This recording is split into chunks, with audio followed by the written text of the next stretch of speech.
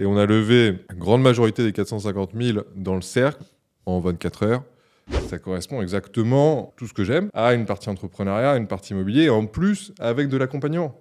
Parce que typiquement, tu vois, moi j'avais un peu ce frein, quoi, de me dire, est-ce que je suis en capacité de me lancer sur un projet entrepreneurial, quel qu'il soit, hein, mais est-ce que je pourrais le mener à bout seul? J'avais du mal à me le dire. Combien on avait levé en 2024 là dans le cercle? On a levé 5,7 millions.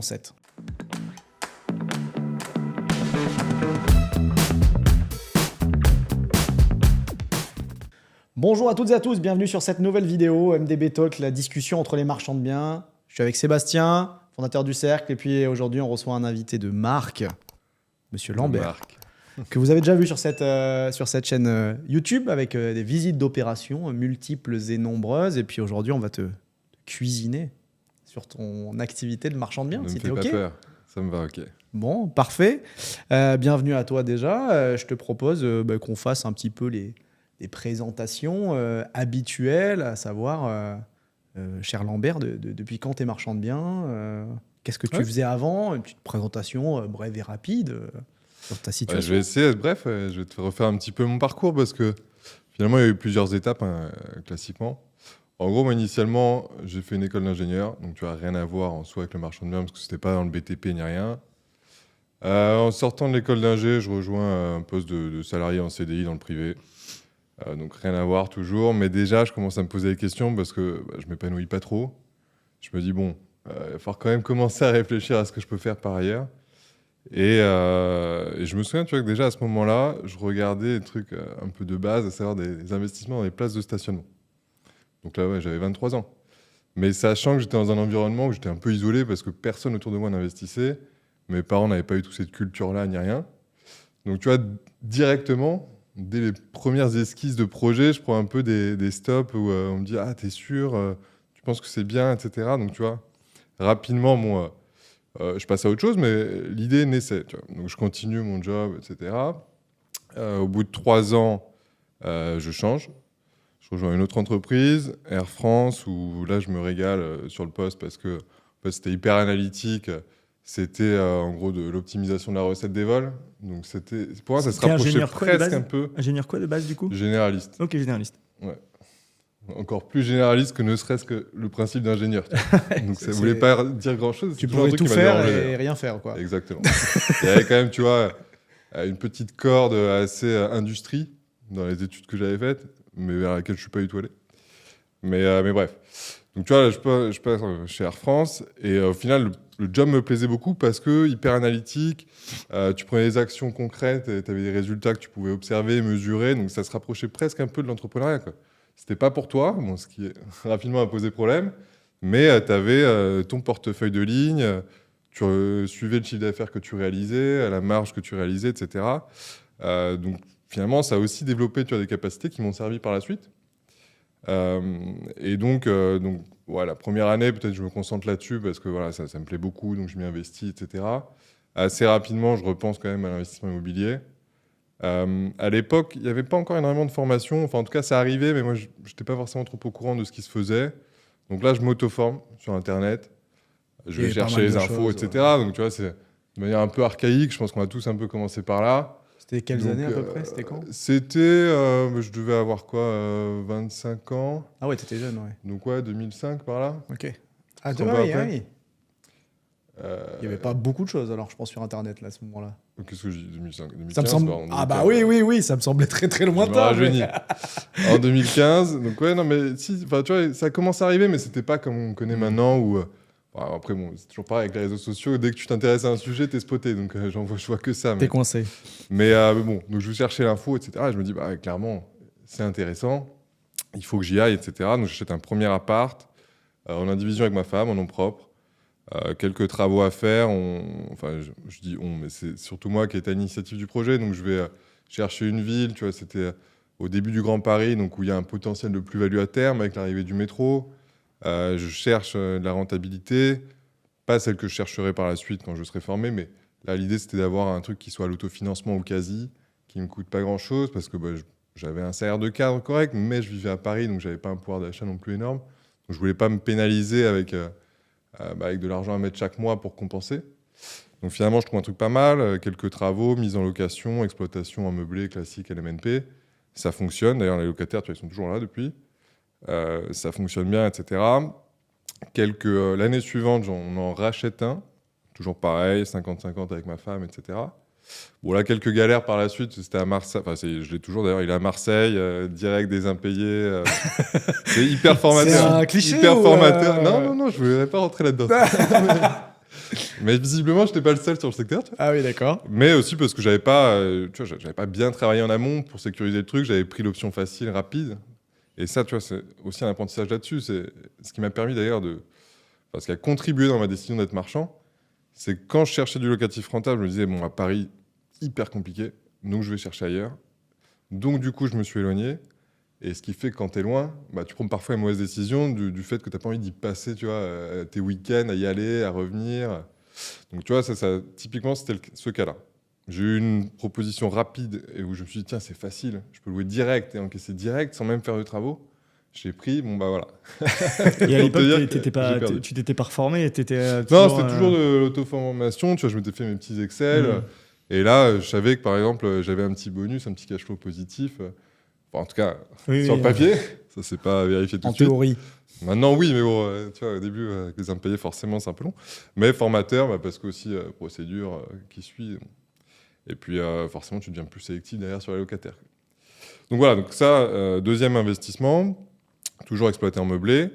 Et là, je me dis, bon, il faut quand même que j'accélère. Je vois passer des formateurs qu'on connaît tous, qui sont quand même qui semblent très attractifs, qui sont très bons en marketing, etc. Et bon, déjà, je me dis, bon, ok, je suis pas tout seul à faire ça, à vouloir faire ça. Extraterrestre. Parce qu'autour de moi, il y a toujours personne qui le faisait, tu vois, donc toujours un peu isolé. Et bon, après quelques mois, je prends la formation. Là, je me dis, mais incroyable, oui, clairement, en fait, je peux aller beaucoup plus loin que ce que je fais actuellement. Tu vois, je m'en doutais, mais ça se vérifie. Donc, il y en a d'autres qui l'ont fait, voilà, tu vois des exemples, tu vois des cas. Step important passé, mais aussi au-delà même du locatif, tu te dis, finalement, il y a beaucoup de choses qui peuvent en découler. Tu peux aller plus loin, etc. Et l'objectif à ce moment-là, importante. ton objectif, pourquoi tu faisais ça? Pour diverses raisons. C'est déjà parce que je savais au fond de moi, je le conscientisais même, que je voulais pas faire carrière en entreprise. Ça m'intéressait pas. Je vais revenir d'ailleurs à l'entreprise, parce que ça fait partie de mon parcours, mais déjà à ce moment-là, je me voyais pas. Tu vois, quand on me posait la question un peu basique, tu vois, entretien d'embauche où tu te vois en 5 ans, en 10 ans, je pouvais pas être honnête, parce que je savais pas dire, difficilement ici. Après, je pense que c'est propre aussi à ma génération et celles qui suivent aussi. C'est que contrairement à nos parents, nos grands-parents, l'objectif de vie, c'est pas de faire carrière dans la même boîte et d'avoir cette stabilité qui finalement est presque démoralisante maintenant. De se dire, je vais connaître qu'une seule entreprise. Ça fait moins rêver. Quoi. Arrête, on a aussi des collaborateurs, nous. Fais gaffe. Non, mais bien entendu, mais bon. Plaisante. Tout ça pour dire que bon, je voulais du changement. Ça y contribuait. Je savais que j'avais pas pour en vivre, que ce serait trop court. Mais tu vois, c'était dans une première démarche d'investissement, de créer de la valeur. Je savais que c'était à moyen terme et j'avais très vite compris aussi que en France, mine de rien, le locatif, c'est quand même ultra puissant quand tu as peu de capital de départ pour créer de la richesse. Même si c'est, encore une fois, je le vois plus à moyen terme. Et voilà. Et après, l'objectif, une fois que j'ai fait la formation, c'était de me dire, potentiellement, en plus, je peux compléter mes revenus mensuels, soit pour augmenter mon niveau de vie, soit pour le réinvestir, etc. Donc c'est là aussi où il y a eu une bascule entre mon auto-formation qui était, on va dire, basique, un peu le b.a.-ba de l'investissement, ou peut-être légèrement plus poussé, mais pas beaucoup plus, et une vraie formation qualitative qui m'a apporté beaucoup de choses, qui m'a permis de bien le faire, d'aller voir plus gros et d'avoir une vraie stratégie, même sur le moyen terme.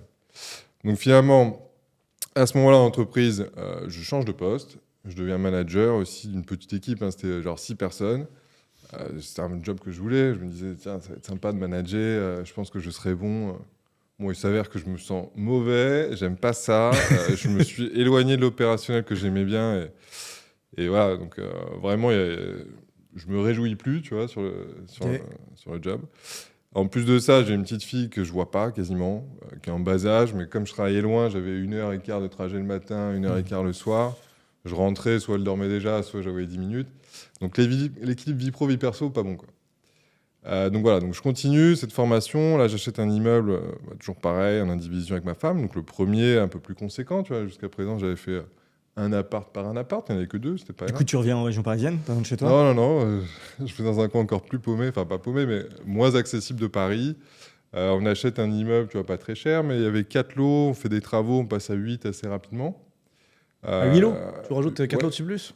On crée 4 lots d'habitation, mais c'était dans une zone, tu vois, géniale pour l'urbanisme. Il y a pas de de place de stationnement à créer, donc c'était- Ils ont tellement. Tu vois, mais Personne, pareil, c'est en ça. Ile-de-France, c'est vrai que c'est plus compliqué, ça se trouve, etc. Mais ça me semblait plus facile ailleurs, quoi.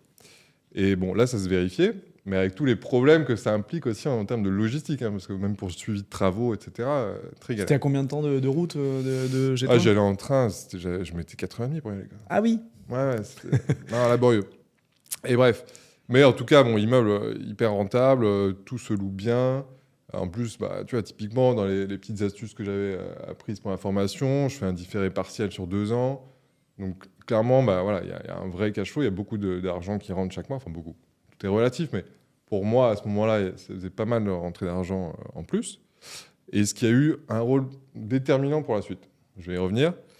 Donc bref, donc chez Air France, voilà, je voulais changer, je ne me voyais pas continuer là-dessus. J'arrivais en plus en fin de poste, c'est des postes qui durent 2-3 ans, et je ne voyais pas ce que je pouvais faire après. À ce moment-là, je vois ta tête passer sur les réseaux, sachant qu'en plus, bah, je te connaissais déjà visuellement, parce qu'on avait fait la même formation locative, etc. Et en plus, il se trouve qu'arrive le Covid. Donc forcément, Covid dit plus un seul avion qui vole. Ah bah Voilà. c'est vrai, À ce moment-là, je vais y revenir.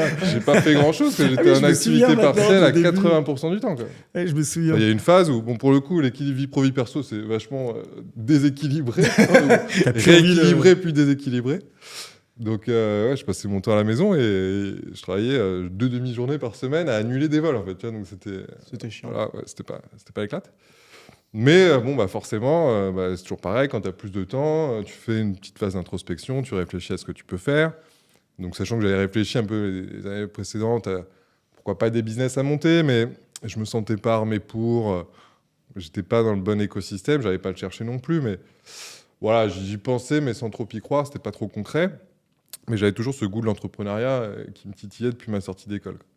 Et là, donc, je vois le pitch du cercle, je vois en plus les membres qui sont dedans. Il y en a plusieurs que je connais, pareil, à qui j'apporte du crédit parce que j'ai suivi un peu leur progression. Donc je me dis, mais attends, mais en fait, je l'avais pas, encore une fois, je l'avais pas conscientisé, mais c'est exactement ce que j'aime, ce qui me convient, un entre-deux entre l'immobilier, vers lequel je tente depuis déjà un moment, et sachant en plus que là, on était à 41% d'endettement, donc on Ça savait devenait compliqué qu'on ne pourrait d'emprunter, pas, ouais. voilà, on pourrait pas continuer dans cette Il faut générer démarche-là. du cash, quoi. Ou qu'il faudrait changer de façon de faire.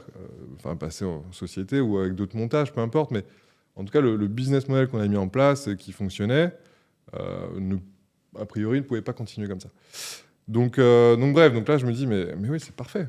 En fait, ça correspond exactement à tout ce que j'aime, à une partie entrepreneuriat, une partie immobilier, et en plus, avec de l'accompagnement. Parce que, typiquement, tu vois, moi, j'avais un peu ce frein, quoi, de me dire... Est-ce que je suis en capacité de me lancer sur un projet entrepreneurial, quel qu'il soit, hein, mais est-ce que je pourrais le mener à bout seul? J'avais du mal à me le dire. T'étais pas confiant. Non, parce que je te dis, encore une fois, autour de moi, dans mon cercle proche, personne ne l'avait fait. J'avais pas forcément non plus, tu as fait des études de commerce où ils te poussent vachement là-dedans, où ils t'apportent un petit peu de connaissances de base qui te rassurent aussi, qui te permettent de créer du réseau. La voie qui était prévue un peu, c'était plutôt du salariat standard. Ouais, T'as complètement. pété les standards un peu. Ouais. Donc du coup, je me dis, clairement, il faut que je me renseigne. Donc j'appelle, j'avais Arnaud au téléphone la première fois, etc. Déjà le feeling passe, en plus je connaissais un tout petit peu. Et j'ai confirmation que c'est tout à fait ce que je veux faire, quoi. On est quoi là? On est fin 2019? Non, à ce moment-là... Attends, parce que moi, je suis Covid, rentré non, en cercle c'est en en avril 20. 2021. Ça a dû être une discussion qui s'est Du coup, initiée... Le Covid, c'est 2019 ou 2020? 2020. Ah, je te regarde parce que c'est Ouais, mars 2019. 2020. Ok, donc c'est fin 2020 je les me souviens, c'était discussions. 2 jours avant mon anniversaire, Ouais. lockdown. Ok, ouais, donc c'est. Et bref, non, donc c'était... ça devait être fin 2020, tu vois. Ou tout début 2021, mais plutôt fin 2020, je pense. Et bref, et donc là, tu vois, quand même, parce que bon, on le sait, il y a un ticket d'entrée quand même relativement important pour rentrer dans le cercle. Enfin, encore une fois, c'est relatif, mais à l'époque, moi, c'était relativement important. Donc, il y avait une vraie réflexion autour de ça.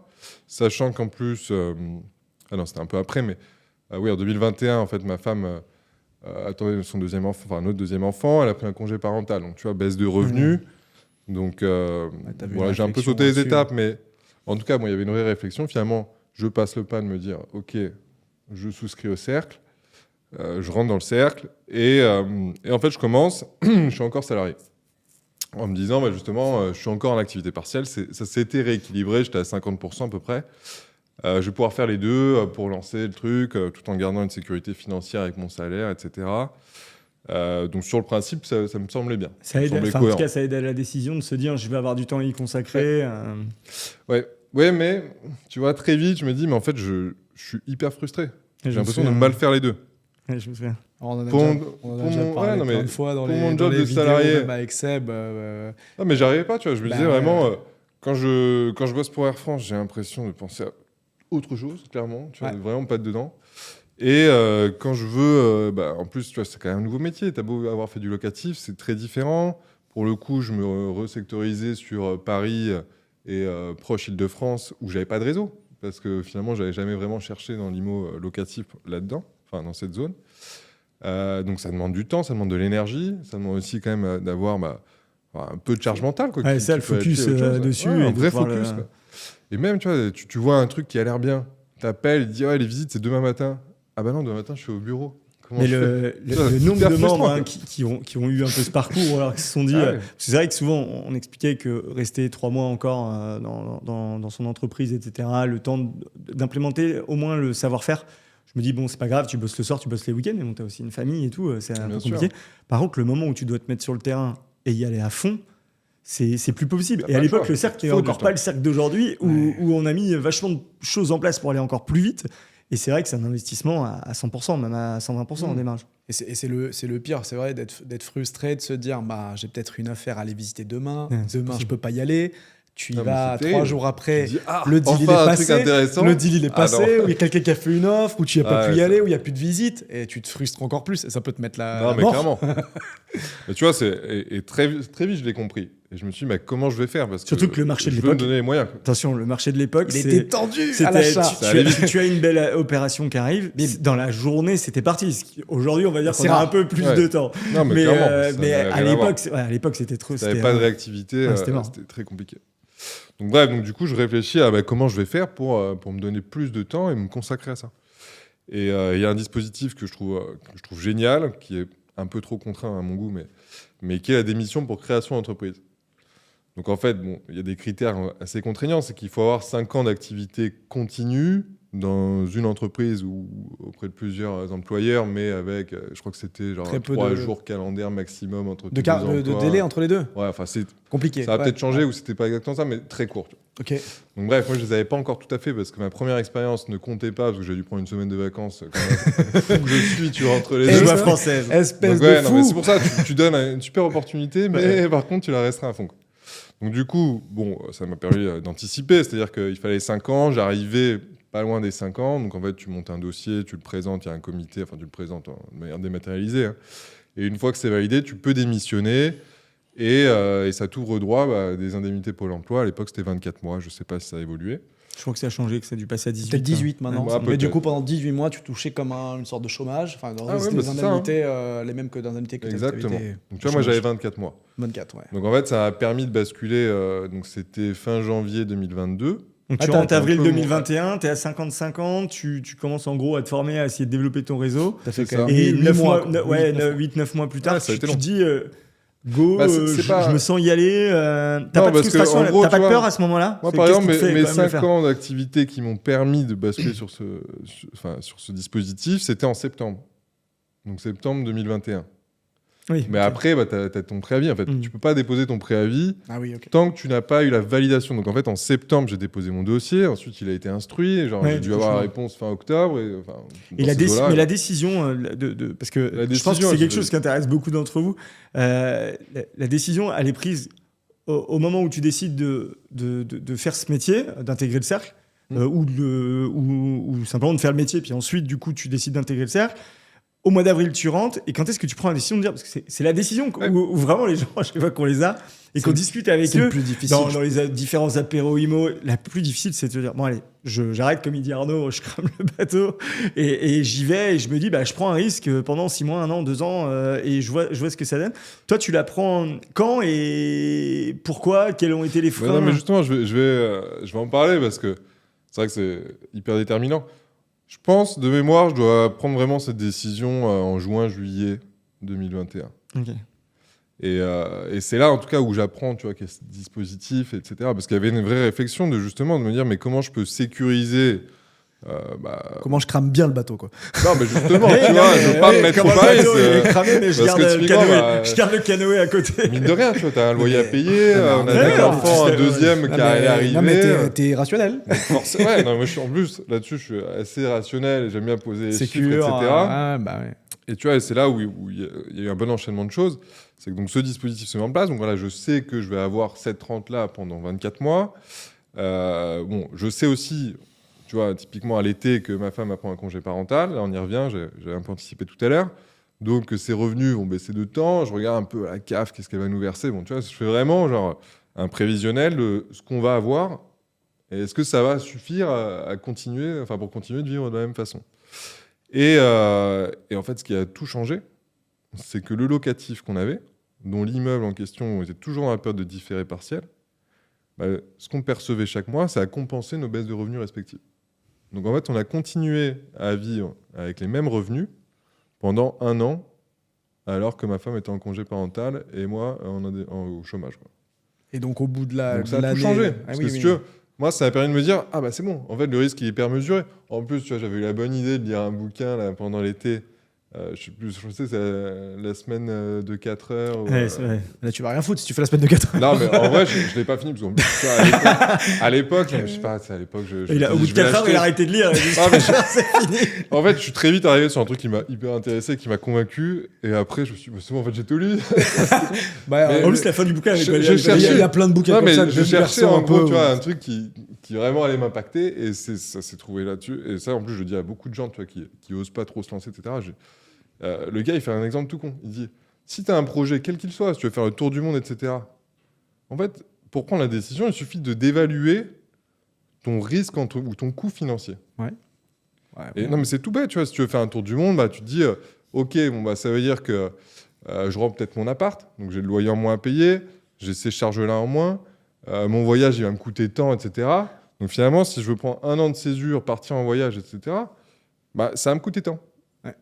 Et en gros, il va un petit peu plus loin. Et moi, mon calcul risque qui a été à l'époque, c'est de me dire, si jamais ça ne marche pas, combien de temps je vais mettre pour retrouver un job à salaire équivalent? Donc pas le job de ma vie, parce que de toute façon, je ne me voyais pas salarié, mais combien de temps je vais mettre pour rebondir et pour récupérer une sécurité financière. Et à cette époque, si tu veux, c'est en 2021, j'ai à peine plus de 30 ans. Quand tu es ingénieur cadre salarié, c'est vraiment un peu ta meilleure période, quoi, pour trouver un taf. Enfin, tu appelles n'importe quelle boîte de conseil, globalement. Enfin, en tout cas, à l'époque, tu avais facilement du travail, un salaire qui était relativement équivalent, sachant que je ne gagnais pas non plus des milliers et des cents. Donc, tu vois, le risque, je le relativise beaucoup à ce moment-là. Je me dis, c'est important ce que tu dis là, excuse-moi, je te coupe, mais parce que tous ceux qui nous écoutent, ça n'a pas été une décision d'un impulsif qui dit allez, j'y vais, j'ai envie d'entreprendre, c'est pas sur un coup de tête. Il ne faut surtout pas réagir comme ça. Toi, tu es passé par un cursus assez long, on en parlait depuis 2015, où tu as mûri les choses, etc. Et ça, je pense que c'est important de le préciser, parce qu'entre 2015 et 2021, où tu prends cette décision, il se passe 6 ans, en fait. 6 ans où tu as envie de changer ta vie, tu passes les étapes, etc. Et tu es prêt, intellectuellement, nous, on te connaît maintenant, donc on le sait encore plus, mais tu es prêt à un moment à dire, j'y vais à fond, j'ai mesuré mon risque, je sais où est, en gros, ma deadline. Et là, je dois me donner à fond parce que j'ai plus le choix derrière. Mais surtout, pourquoi je dis ça, ne vous lancez pas demain en disant je démissionne, j'y vais. C'est Lambert, il l'a dit. J'ai un différé de 2 ans. Non, mais vraiment, parce qu'on a vraiment vu des gens inciter les gens à le faire attention. Après, toi, tu vois d'un différé, il y a des gens, ils ont tout simplement 300 000 à 400 000 € de côté. Et je leur dis, mais t'imagines que tu gagnes peut-être 35 000 € par an. Bon, bah, tu vas taper dans cet argent-là et tu peux te laisser 2 ans. Enfin, je veux dire, c'est pas très grave. Que tu aies 300 000 ou 200 000, fondamentalement, ta vie, elle est la même. Donc, ça te permet de te laisser le temps. Et donc, c'est pour ça que c'est important de poser les choses, poser les chiffres, voir ce que tu as, ton patrimoine, non pas brut, mais ton patrimoine net, arbitré, c'est-à-dire en retirant les plus-values que tu veux payer s'il y a des plus-values, la trésorerie que tu as de côté, les rentes que tu as, et de faire tout simplement une trésorerie sur 24-36 mois et de se dire à quelle date je dois y aller. Et 3 ans de ma vie, en 3 ans, j'ai le temps de construire des choses. Enfin, c'est un peu le schéma que tu as fait. C'était peut-être 24 mois ou 18 mois, j'en sais rien, mais... Ouais, je pense que c'était plus court. Je pense que je m'étais mis un premier jalon à 1 an, tu vois. Après, j'étais quand même relativement convaincu d'y arriver. Oui, c'est Ouais, ça. T'as confiance en toi, mais... Bon, financièrement, je sais que ça peut tenir. Je le tente. Ouais, et qu'est-ce qui a fait que tu t'es senti à l'aise? Parce que du coup, tu avais passé 6 mois avec nous. C'était dans les débuts du cercle, tu avais passé 6 mois avec nous et tu t'étais rendu compte que le métier soit était fait pour toi, ou soit parce que tu avais vraiment compris la logique, ou c'est quoi qui t'a fait dire je vais y arriver? Plusieurs choses. C'est que déjà, il y a la partie quand même formation quand tu arrives dans le cercle qui est bien faite, etc. Et où c'est toujours pareil, c'est plus tu apprends de choses, plus tu te dis ah ouais, donc il y a quand même moyen de faire des choses que je n'imaginais pas faisables. Donc déjà, ça a toutes d'autres horizons. Et tu as aussi cette force un peu collective d'inspiration par ceux qui sont déjà là, qui font des opérations ou qui te font des retours sur leurs opérations. Donc tu vois ce qui est faisable. Tu vois voir des potes du cercle plus cons que toi y arriver. Non. On aime bien déconner. Je me serais arrêté à juste voir les gars du cercle y arriver. mais donc ouais, donc clairement, tu vois. Et en plus, je sais que ça me correspond très bien. Que c'est, ça fitait quand même avec ça tout ce que cochait tu plein de disais. cases. Ouais, donc immobilier entrepreneuriat très bien, mais aussi potentiellement équilibre vie pro vie perso, rythme de vie, qualité de vie.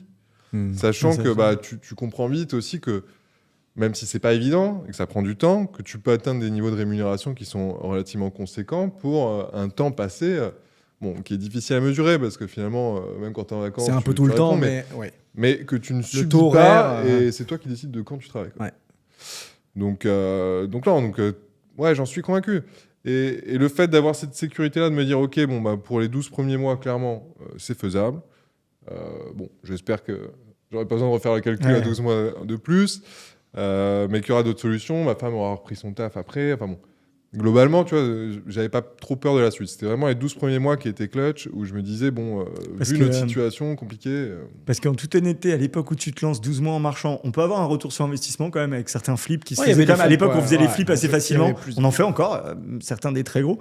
Mais à l'époque, on pouvait générer de l'argent plus rapidement, pas plus facilement, je vais pas dire ça, j'aime pas dire ça, plus rapidement qu'aujourd'hui, les délais peuvent être plus longs parce qu'on sait que les commercialisations sont plus longues. Donc c'est vrai qu'aujourd'hui, une vision à 12 mois en se disant je me lance et j'ai que 12 mois, aujourd'hui, je pense que ce serait... C'est un peu optimiste. Ouais, optimiste.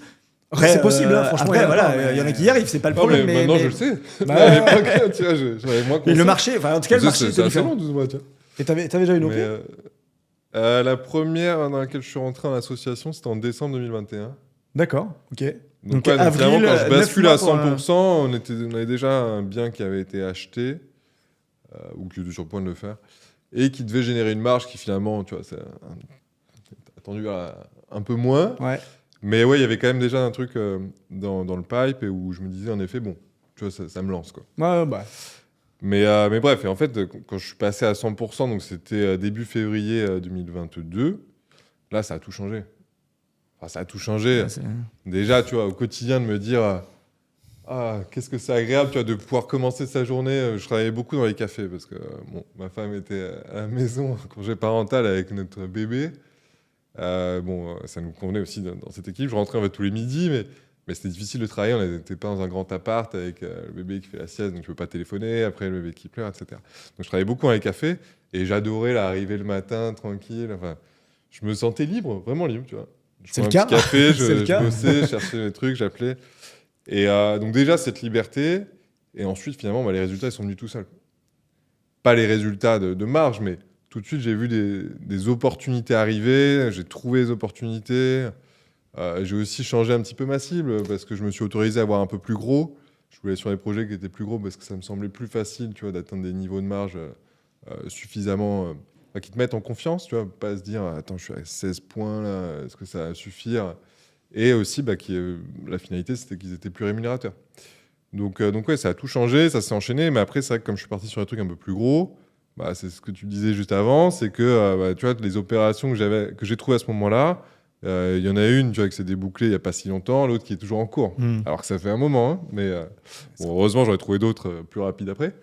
Mais c'est vrai que la notion de temps, ouais, j'avais mal mesuré à la base. Ouais, ce que tu dis là-dessus, c'est important, c'est qu'il faut, enfin, du coup, même si on est sur une grosse opération, etc. En tout cas, c'est ce on essaye de guider les gens comme ça. C'est pas parce que tu as une belle opération que tu dois t'arrêter de travailler et ne plus rien faire. Parce que cette grosse opération, elle peut prendre du temps, elle peut durer, elle peut capoter. Elle peut capoter. On a eu le cas ce matin avec Ben. Je sais pas si tu as raconté le temps que j'arrive, mais bref, on en reparlera. On en parlera après. Ce sera le sujet d'un podcast, là, je pense. Et en fait, il faut pas, faut continuer à étudier, il faut continuer à y aller. On parlera des sujets justement de trésorerie, etc. Parce que c'est bien beau de dire je vais sur des grosses OP, mais comment je génère tout ça. Et du coup, alors tu finis ta première opération quand? Toi, tu prends ta décision, enfin, tu y es à 100% au 1er janvier, on va dire. Tu termines ta première marche, tu l'encaisses quand? Un 1er janvier 2022 à... Honnêtement, je me souviens plus exactement. Mais ça devait être avant la fin d'année, peut-être octobre, je dirais. Mais honnêtement, je suis plus sûr. Mais c'est pas grave. J'ai déroulé en tête parce qu'en plus, c'était pas les opérations, tu vois, qui m'ont le plus marqué. Et tu pilotes combien d'opérations de front à ce moment-là? Parce que du coup, j'entends. À l'époque ouais, à ce moment, en 2022, là, parce que là, on est. Alors pour préciser, on est janvier 2025. Ouais. Mais pas tellement, parce que finalement, quand je suis passé à 100%, comme je disais, j'en avais une, mais on était 3 associés, donc si tu veux, la charge de travail n'était pas énorme. Et finalement, je dois me mettre sous promesse cette année-là sous 2 ou 3 opérations au fil de l'année. Donc pareil, tu vois, c'est pas un volume considérable. Après, pour moi, c'était mon année de lancement. Et finalement, j'apprenais aussi beaucoup de choses au quotidien, mais ce qui me demandait beaucoup de travail.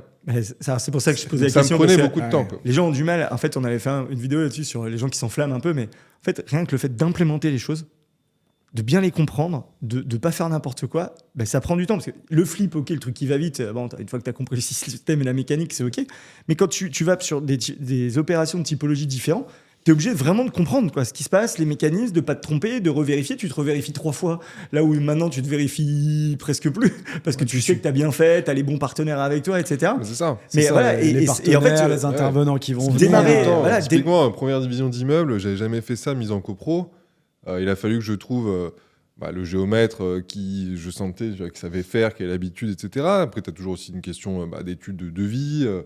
Parce que si tu n'as pas de recommandation, qui tu choisis? C'est feeling, c'est prix, etc. Il va y avoir plusieurs critères à prendre en compte. Et ça, c'est vrai pour tout. Diagnostiqueur, c'est pareil. Un diagnostiqueur qui bosse bien, qui va être capable de te faire des DPE projetés pour t'accompagner, etc. Les avocats, quand le cas échéant, quand tu as des problématiques, quelles qu'elles soient, de fiscalité, d'urbanisme ou autre, tout le réseau finalement prend du temps à constituer, se fait aussi au fil du temps, je trouve, en fonction des problématiques que tu rencontres. Ouais. Mais clairement, oui, tu te revérifies, tu passes du temps. Moi, tu pourrais même dire que tu perds du temps. En fait, quand tu le vois a posteriori, tu as l'impression que tu as perdu beaucoup de temps, mais c'était le temps de l'intégrer. Je sais pas, non, parce que finalement, ça t'a permis aussi de te rassurer sur l'opération, d'avancer, etc.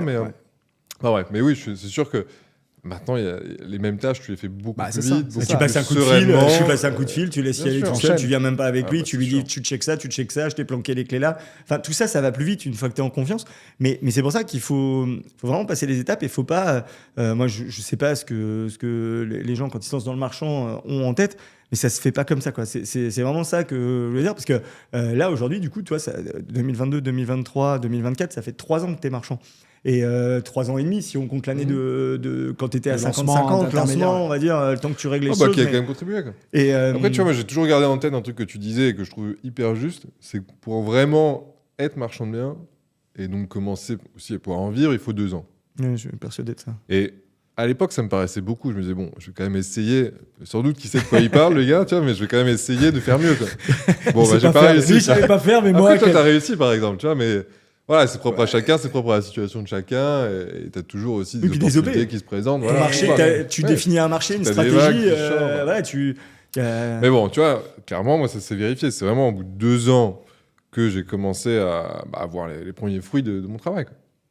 C'est long, quoi. 2 ans. Ouais, c'est long. Dans le concret, 2 ans tout inclus, hein, même la période où j'étais encore salarié. sur les OP, si on peut dire rapidement, tu vois, la première OP où tu étais associé, c'était quoi? Tu as fait une division de bâti, non? C'est pas ça? C'est ça, c'était un lot de 2 maisons qu'on a Donc, séparées. 2 maisons que vous avez achetées ensemble, séparées. Elles étaient déjà séparées? Elles étaient partiellement séparées. Enfin, tu vois, on a mis un muret dans la cour commune. On a créé un portail. Donc un portail, Quelques un petits muret. travaux de viabilisation. Et voilà. Ok. Et donc une revente séparée. Ouais. Ok. Donc, tu vois, ça, c'est une opération. Ce que je disais, c'est que sur le papier, elle était bien, etc. Finalement, c'était un peu trompé parce qu'on était 3 néo-marchands. Quoi, donc, c'était un peu risqué aussi là-dessus. Ouais. On s'était un peu planté dans notre analyse. Mais, Mais sur les prix de sortie. Sur les prix de sortie. D'accord. Elle aurait pu être cata. Parce que finalement, on a réussi à vendre le dernier lot bien plus bas que ce qu'on pensait. C'est celui-ci qui nous a mis un peu dedans. Mais genre 3 mois après, le marché s'est écroulé. Et là, je peux te dire qu'à posteriori, je me suis dit, mais heureusement qu'on a accepté cette offre. Ouais. Même Parce que plus sinon- basse. Parce qu'on était, tu vois, on est resté en positif, etc. Mais comparé au niveau de marge qu'on avait Attendu. prévu, un peu excité, en mode, ah, c'est bon, c'est bien ça. Parce que pour être 3, tu vois, quand tu es 3 associés, il faut quand même une bonne marge de départ pour te dire c'est intéressant d'y aller à 3. Quoi. Ouais. Parce que sinon, tu te partages les miettes. Quoi. C'est ce qu'on a fait au final. Mais ça aurait Enfin, pu un bon être resto. cata, on aurait pu être en marge négative. Ouais. Et tu vois, première opération, tu te lances, tu as peu de trésor, tu commences mal comme ça. T'as combien de trésors d'ailleurs au démarrage? Je sais Difficile à pas si ça te gêne pas d'en parler à peu près Alors, approximativement. avant la Une fois- cotisation, Non, non, ou après la une fois cotisation que tu te lances, voilà, tu as payé ta cotise, machin, t'es là, t'es dans le cercle, Ouais. t'as tout payé, tu dois démarrer, il te reste combien? Je dois avoir vraiment en liquide genre 50 000, tu vois, Ok. faible. Après, assez rapidement, je fais un arbitrage du patrimoine locatif, ce qui me permet de réinjecter un peu d'argent. Mais j'ai pas beaucoup. Et je sais que c'est un point qui est problématique. Parce que bon, maintenant que je suis plus expérimenté, avancé, j'ai compris que finalement les fonds, tu les trouves, j'allais dire facilement, c'est pas vrai, mais tu sais les trouver, tu apprends à les trouver. Ça va aussi par expérience, la crédibilité, etc. Mais à l'époque, je ne le sais pas, ça. Et d'ailleurs, ça marche moins bien. Et ce que je fais aussi pour augmenter mon capital, mais tu vois, ça m'a coûté cher, mais ça m'a mis vachement en confiance, c'est que je fais à l'époque une levée obligataire. Donc j'envoie un message genre sur mes réseaux, donc ça s'adresse, c'est quasiment de la love money, hein, parce que sur mes réseaux, à ce moment-là, c'est mes amis, un petit peu de famille éloignée, et tout un deuxième cercle de gens que j'ai croisés, ou d'amis, enfin bon. Et donc voilà, en gros, je lève de l'argent sur ma société. Société qui ne vaut rien. Hein. J'ai rien fait à ce moment-là. Aussi, c'est à l'époque où j'ai une opération en cours en association. Donc tu vois, c'est difficile quoi, de justifier. T'as levé avant d'avoir les projets identifiés? En fait, j'en avais 2 Ah, ok. sous offre à ce moment-là. D'accord. Peut-être Ok. un sous promesse pour acheter. Ouais, donc ça Mais te tu vois, je permettait de te lève. dire que tu vas avoir des Ouais, opérations. parce qu'en fait, je commençais à me dire, Tu penses que ça va ok, prendre un je suis temps allé fou, sur un donc, peu gros, j'ai pas les fonds. Même si je m'associe, etc., il faut quand même que je puisse participer si je veux pouvoir faire 50-50 sur la marge et être crédible, tu vois. Et donc voilà, donc je lève 150 000 euros en levée obligataire avec tous les frais que ça implique, parce que la levée obligataire, c'est quand même relativement cher. Il n'y avait que 3 souscripteurs, donc ça allait, il n'y avait pas trop de frais liés. Des frais d'avocat, le commissaire, le au commissaire compte, aux apports. le commissaire aux apports. Donc ça coûte un peu d'argent et en plus je mets des rendements en face qui sont attractifs parce que qui veut me prêter de l'argent alors que j'ai aucune crédibilité, aucune ancienneté dans le Mais en métier. fait, c'est comme ça que tu as réussi à lever, parce que si tu mettais des rendements pourris, Mais t'aurais oui. eu personne. Non, mais T'es voilà, obligé. pas Sauf le si choix. t'es hyper stable et que tu Non, mais l'as tu depuis vois, des années. Maintenant je fais ça, je pense que je peux lever plus pour moins cher. Bah, forcément. J'en suis sûr même, heureusement, parce que j'essaye de poster régulièrement, etc. Mais à l'époque, d'ailleurs ceux qui me prêtent, il y a mon frère dedans, donc ça compte pas, mais les 2 autres personnes qui me prêtent, je ne savais même pas que j'étais marchand de biens. Parce que même moi, j'étais pas encore hyper à l'aise avec le statut et je postais rien, donc j'avais aucune visibilité. Et comme c'est des personnes que je voyais pas régulièrement, ils connaissaient pas. Donc bon, finalement, ils se laissent convaincre. T'avais de la street cred. Donc quand tu vois, même, donc c'est je bien. rajoute, j'augmente mon capital de départ, ce qui me met vachement en confiance. Mais ce qui finalement, sur un an, tu vois, je dois des intérêts. Et comme on Ça a va dit, vraiment les marger. opérations sont longues. Donc en fait, j'avais mis une clause qui permettait de proroger, enfin de renouveler d'1 an selon ma propre décision, tu vois, la levée obligataire, ce que j'ai activé parce que j'avais pas le choix. Parce que sinon, je perdais de l'argent, ouais. je baissais mon capital et ça n'avait pas avancé sur les opérations. Mais bon, en tout cas, ça a été un moment important. Après, je ne l'ai plus fait. J'ai compris que c'était quand même très cher à faire. Et maintenant, je lève des fonds, mais propres sur une opération avec un autre souvent moyen, le débat avec Ah, Ben là-dessus on en a discuté souvent, qui veut ouais. souvent lever des fonds avant, mais parce que ça nous apporte une certaine sécurité et sérénité. Mais pour moi, la sécurité et la sérénité, Elle coûte cher. c'est l'opération la mieux bien montée. Bien sûr. Et ça, j'en suis sûr. Et voilà. Et si l'opération n'est pas bien montée, c'est qu'il y a un autre souci. Et voilà, il faut l'accepter. Ce qui te fait lever facilement, c'est plutôt de la crédibilité et l'opération. Après, le fait de lever avant, globalement, hormis de te rassurer toi-même, ça change rien. C'était ça. Et ça Non, mais ça a servi à ça. Hein. C'était le but et ça a servi à ça, Mais c'est de me rassurer. C'est ce que tu avais besoin, donc Me tant mieux, dire, en fait. Ok, je suis d'accord avec moi-même sur le fait que je peux regarder un peu plus gros, étant donné que maintenant, je suis un peu plus crédible pour aller sur plus gros. Enfin, quand je dis plus gros, c'est pas des trucs à 4 millions. Oui, hein, non, mais du 500 000 euros, etc. Et regarder potentiellement plusieurs opérations, parce que moi, je voulais en faire plusieurs à la fois. Pour le coup, j'étais à 100%, je suis relativement efficace dans ce que je fais, je voulais en faire pas mal. Et du En coup, parallèle. alors, tu lèves, on a compris, tu te mets sous 2 promesses, et quand c'est l'année où tu accélères, c'est en 2022 ? Oui, 2022, disons que oui, on va dire que c'est un peu le tremplin, c'est-à-dire que déjà, je vois beaucoup plus de choses qui semblent intéressantes que j'étudie. Donc là, bon, j'adore cette partie-là, d'études, de visites. Je passe sous promesse sur, je pense, 2 opérations. Il y en a une autre qui capote. Enfin bref, voilà, il y a toujours des ratés. Mais c'est vraiment là où j'initie des premiers projets un peu significatifs qui vont finalement sortir sur 2023. Mais c'est là, tu vois, où vraiment ça se lance. Où j'ai le sentiment où je sais maintenant que ça va le faire. Tu vois. C'est le cap où je me dis, je vais pouvoir en vivre. Je suis serein dans ce que je fais. Et donc, du coup, plus en confiance et en plus même par rapport, tu vois, à ma présentation, je pense. On en parle souvent, tu vois, quand tu te présentes aux agents IMO, quand tu es typiquement salarié et que tu fais du marchand de biens à côté. C'est compliqué d'être crédible en disant, voilà, ouais, je suis marchand de biens, j'ai fait ça, ça, ça. Là, voilà, je me sentais hyper à l'aise parce que c'était vrai, c'était mon quotidien. J'étais marchand de biens, je faisais que ça, je cherchais que ça. Je commençais à avoir de l'expérience aussi parce que même si j'avais pas d'opération débouclée ou que j'en avais une de débouclée, je savais de quoi je parlais. J'étais monté en compétences, etc.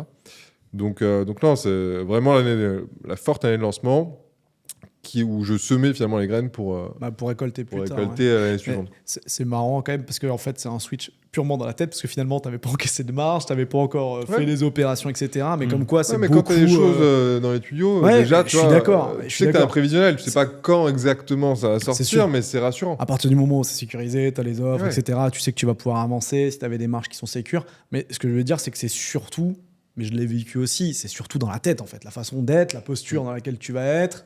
Oui, il y a plus d'expérience, mais finalement, tu ne l'avais pas encore complètement. Et puis, le fait d'être mieux présenté, plus sûr de toi, de voir plus de choses, etc., et d'avoir plus de régularité dans le travail parce que tu avais plus de temps, c'est certain que ça te donne plus d'opportunités derrière et plus in fine de marge. Il suffit d'1, 2, 3 projets de plus et voilà. Je pense que c'est les projets d'ailleurs que tu as trouvés en 2022. On avait déjà filmé. Je pense qu'il y avait l'opération que tu avais à Saint-Germain-les-Arpajons. Ouais, alors celle-là, pour le coup, elle n'est pas finie. Tu vois. Elle n'est pas finie, mais c'est pas grave. Non, mais on pourrait y revenir après. Elle est longue. Je galère un peu. Quoi. Elle va sortir, mais hyper longue. Et, il y avait celle-là, et puis il y avait le début sur ta vie. Le premier immeuble à Longjumeau. Que tu étais venu filmer. Ouais, exactement. Tu vois, c'était vraiment le premier projet où j'ai énormément appris, où j'ai su pas de grosses galères, mais plein de petits problèmes à résoudre, mais au quotidien. Mais du coup, très, très formateur. Mais tu vois, c'était vraiment le premier projet où j'avais un horizon de marge qui était significatif, où je me disais, en fait, celui-ci, il peut me faire mon année. Donc déjà, tu es beaucoup plus serein.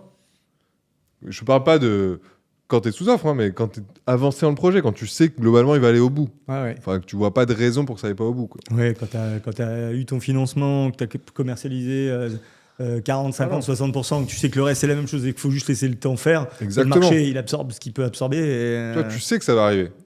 Après, c'est toute la difficulté du métier, c'est que tu as un prévisionnel qui est très dur à avoir, parce que tu as des rentrées d'argent qui peuvent être assez importantes, certes, mais sans récurrence. Enfin, c'est toi qui l'as créé, la récurrence. Mais bon, tu sais, quand tu achètes, tu sais jamais exactement quand tu revends. Oui. Typiquement, là, c'était un immeuble, il n'y avait pas 40 000 lots, mais il y en avait 8, je pense, 8. Donc ta marge, tu la prends sur le dernier ou les 2 derniers lots.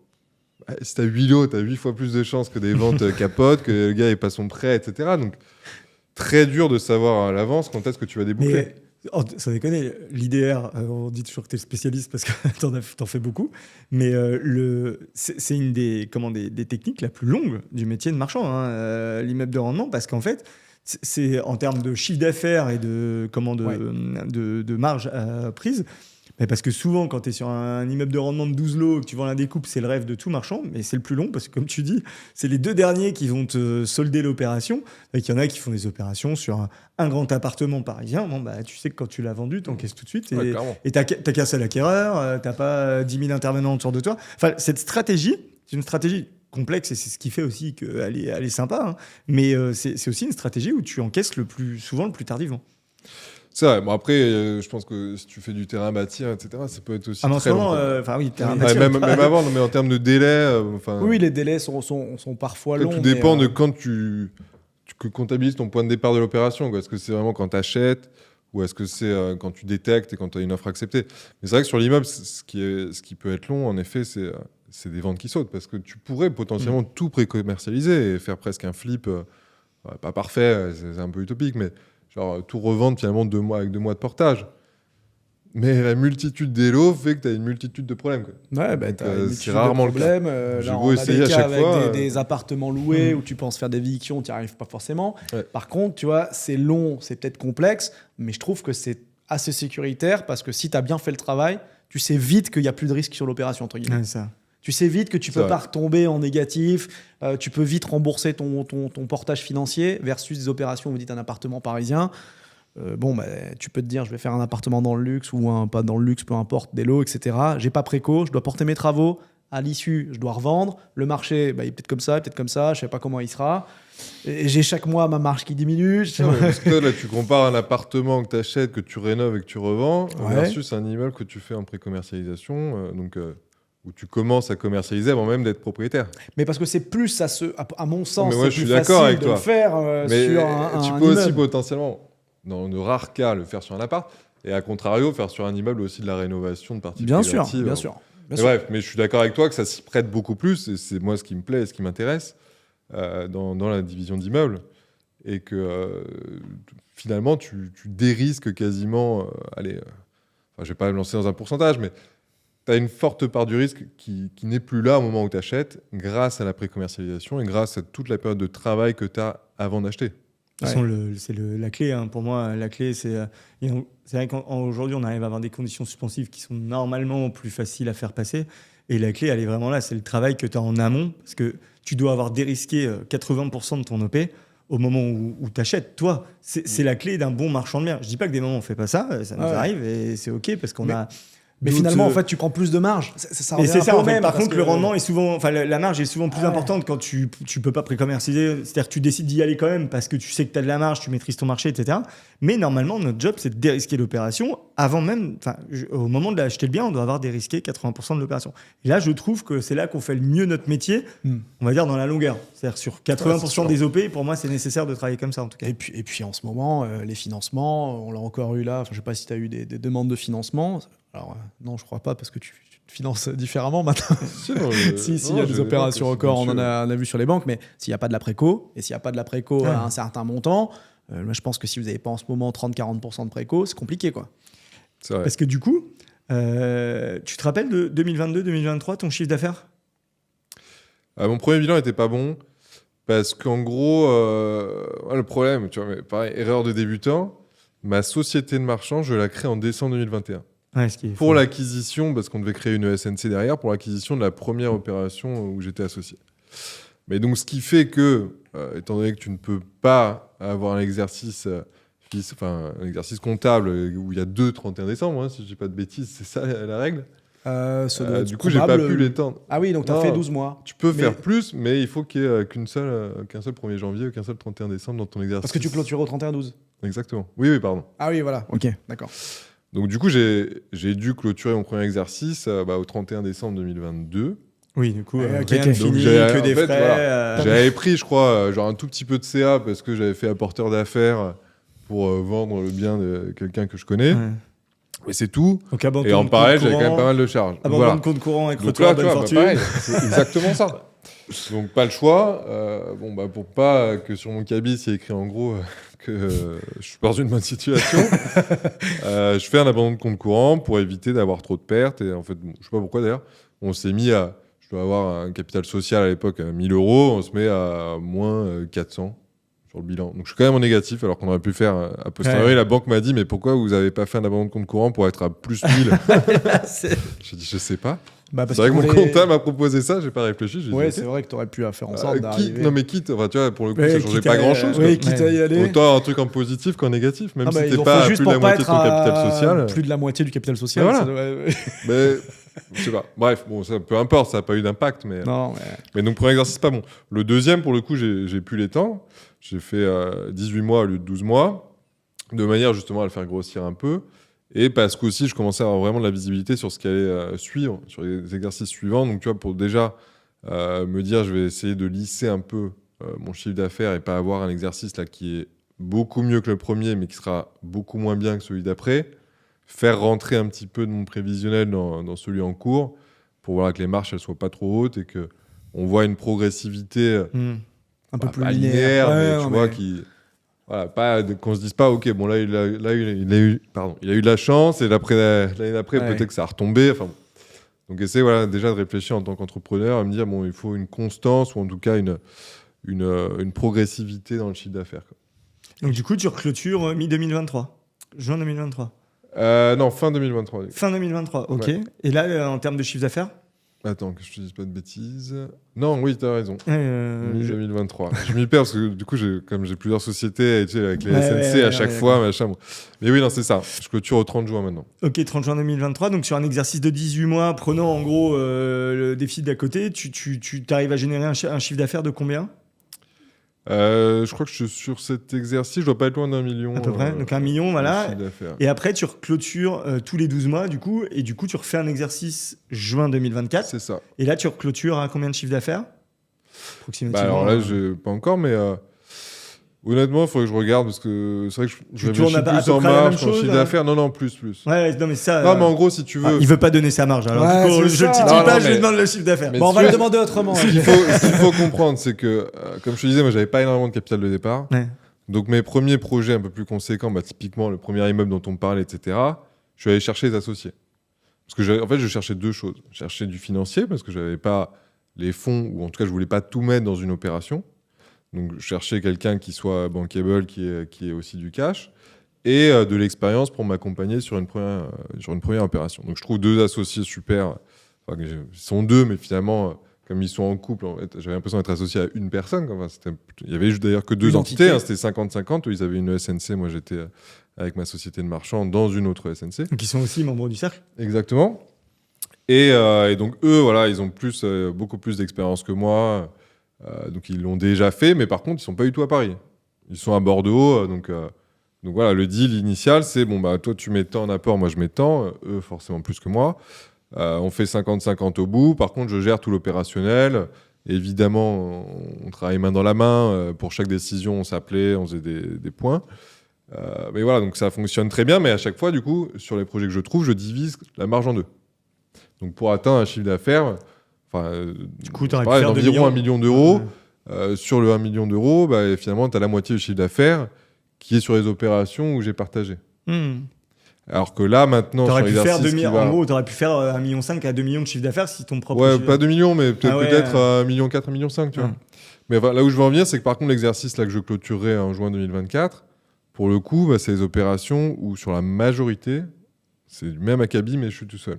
Ok, mais Parce c'est- que j'avais plus de moyens, parce que je savais que, en gros, c'était vraiment un truc où je répliquais à peu de choses près, parce que tu as toujours évidemment des différences, mais où j'avais suffisamment de bagages techniques et de connaissances pour les faire seul. Non, mais tu vois, j'aime bien parce que c'est quelque chose que j'ai toujours prôné. Tu étais là depuis le début et de dire à un moment quand tu démarres, c'est un de s'envoyer en l'air à vouloir dire j'ai une somme en bas de page. Non, à un moment, il faut que tu apprennes, il faut que tu aies les fonds, il faut que tu la dérisques. Parce que comme tu disais, la première, ça finit à 0 plus, ça peut finir à 0 moins. Mais celle-là aussi, en fait, elle aurait pu finir à 0 plus, 0 moins. Et il y a un moment, dérisquer son opération quand on débute jusqu'à arriver à un niveau de trésorerie qui nous permet de se dire je peux mécaniquement aller sur des opérations un peu plus grosses. Mais par contre, quand je fais le calcul, je me dis, bon, 1 million, on va parler de ta part propre, on va pas compter les autres, mais 1 million, ensuite là, tu vas faire un peu plus, 1,5 million, 1,8 million ou 2 millions cette année, avec encore des choses dans le pipe qui poussent. En termes de fonds propres, parce que je sais que ça intéresse beaucoup les gens qui nous écoutent, du coup, on a compris que tu t'es associé pour les premières fois. Comment tu as fait après sur la suite? Tu as continué de la levée obligataire? Non, le levée obligataire, j'ai remboursé une grosse partie. Là, j'en ai gardé un tout petit peu, mais ça va être remboursé dans le mois prochain. Mais non, finalement, déjà, j'ai encaissé quand même des marges. J'ai aussi arbitré un autre bien en locatif qui m'a permis d'augmenter mon capital propre et mes fonds propres. Et derrière, sur certaines opérations, j'ai fait des levées de fonds, mais beaucoup plus spécifiques, qui étaient vraiment liées à l'opération, avec un système différent.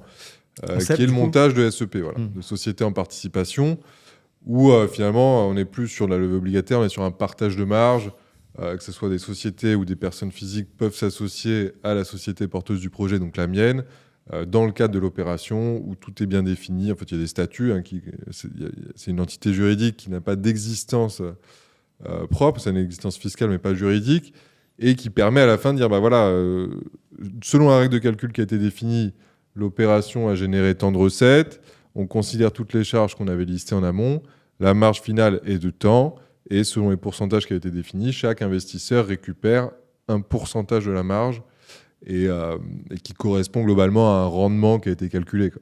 Oui, en fait, c'est un rendement déguisé, mais qui se partage. Par contre, si demain tu fais beaucoup plus de marge, parce que ça se vend beaucoup mieux, les investisseurs pourraient avoir plus, mais tu pars sur nous, je sais qu'on fait aussi comme ça, on part sur un prix bas, on se dit là, on est sûr de pouvoir donner ce pourcentage, on se met en accord et après on fait un partage de marge. Et si on va un peu plus cher pour X raison, tant mieux. Tout le monde gagne plus. Tout le monde est gagnant. Ça aligne un petit peu les intérêts. Très bien, ça coûte pas très cher à monter, c'est hyper rapide. Après, c'est sûr que pour l'investisseur, il y a moins de garantie aussi. Ouais. Donc c'est pour ça qu'on l'a fait toujours là où il faut être crédible sur ce que tu fais. Entre nous et entre d'ailleurs, les CEP, marchands. attention, alors moi j'ai toujours déconseillé les CEP, je vous le dis là, avec des gens que vous connaissez pas, parce que la CEP est un outil où les gens font un peu ce qu'ils veulent, et si demain ils veulent vous maquiller la marge pour qu'il n'y ait plus rien à la fin, des frais de gestion, c'est très facile, donc passer des frais inutiles. Donc je le déconseille, si vous n'êtes pas avec des gens que vous connaissez bien, on a subi les conséquences. On a déjà parlé, on a déjà fait une vidéo ici. On va ferai la suite plus tard. On va pas remuer le couteau, mais voilà le sujet. Moi, j'ai toujours déconseillé, même au début du cercle, je voulais pas qu'on en parle, je voulais pas que les gens fassent ça, le temps qu'on se connaisse pas bien, qu'on sache pas à qui lève. C'est sûr. Et du coup, voilà, et la CEP, du coup, tu as fait ça avec. Alors, je sais qu'il y a des gens du cercle qui ont investi. Comment tu as monté ton truc combien tu as eu à lever et combien de temps tu as mis Alors, la parce que, du coup, tes projets étaient mieux montés, du coup, par rapport à ce qu'on disait tout à l'heure. Ouais, exactement. Alors, la première fois, déjà, pourquoi est-ce qu'on a utilisé ça? Parce qu'à la base, c'est vrai que moi, je voulais faire un track record avec les banques, etc. Donc, travailler avec eux. Qu'est-ce qu'elle t'a fait, cette banque portugaise? Qu'est-ce qu'elle t'a fait, cette fameuse banque portugaise? Parce que, de toute façon, tu sais jamais trop pourquoi, tu vois. Mais globalement, sur le deuxième projet d'immeuble, toujours en association, toujours avec les mêmes personnes que sur le premier, il se trouve qu'on avait bien négocié. On avait, je crois, 5 mois de délai ou 6 mois entre la promesse et la réitération. Donc tout allait bien. Sur le papier, on avait le temps, etc. Donc on va voir la banque qui nous avait financé le premier, en se disant, en plus, l'immeuble était en face du premier, quoi. Donc, oui, pas de problème sur les prix. Celui-là aussi, il n'y avait pas besoin de faire passer d'experts. Enfin, même si c'est par rapport à un montant d'acquisition, enfin un montant de prêt. Mais bref, donc a priori tout va bien. Finalement, le temps passe, on relance. Ils nous demandent des pièces complémentaires. Bon, on connaît tous un peu la chanson. Donc finalement, on arrive à un mois de l'acquisition. On n'a pas de prêt, quoi. Et il vous faut combien, à ce on moment-là sait que ça n'arrivera pas, quoi. Le prix de revient, c'est quoi? Combien il vous faut? 450, je crois. C'est ce qu'il vous faut, ça. Entre 400 et 400. Ouais, il nous faut entre 400 et 400. Parce que vous mettiez aussi. La en demande parallèle. Non, attends. Je pense que la demande de financement doit être un petit peu plus importante. Bon, c'est autour de 450. La demande de financement. Ouais. Et donc, vous avez vos fonds propres en face. Bien sûr. Nous, on mettait, je crois, 300 000 pour compléter. C'est pour que les gens comprennent, c'est un projet à 750, 800, en gros, à poser sur la table pour y aller. C'est à peu près ça, 700, 750.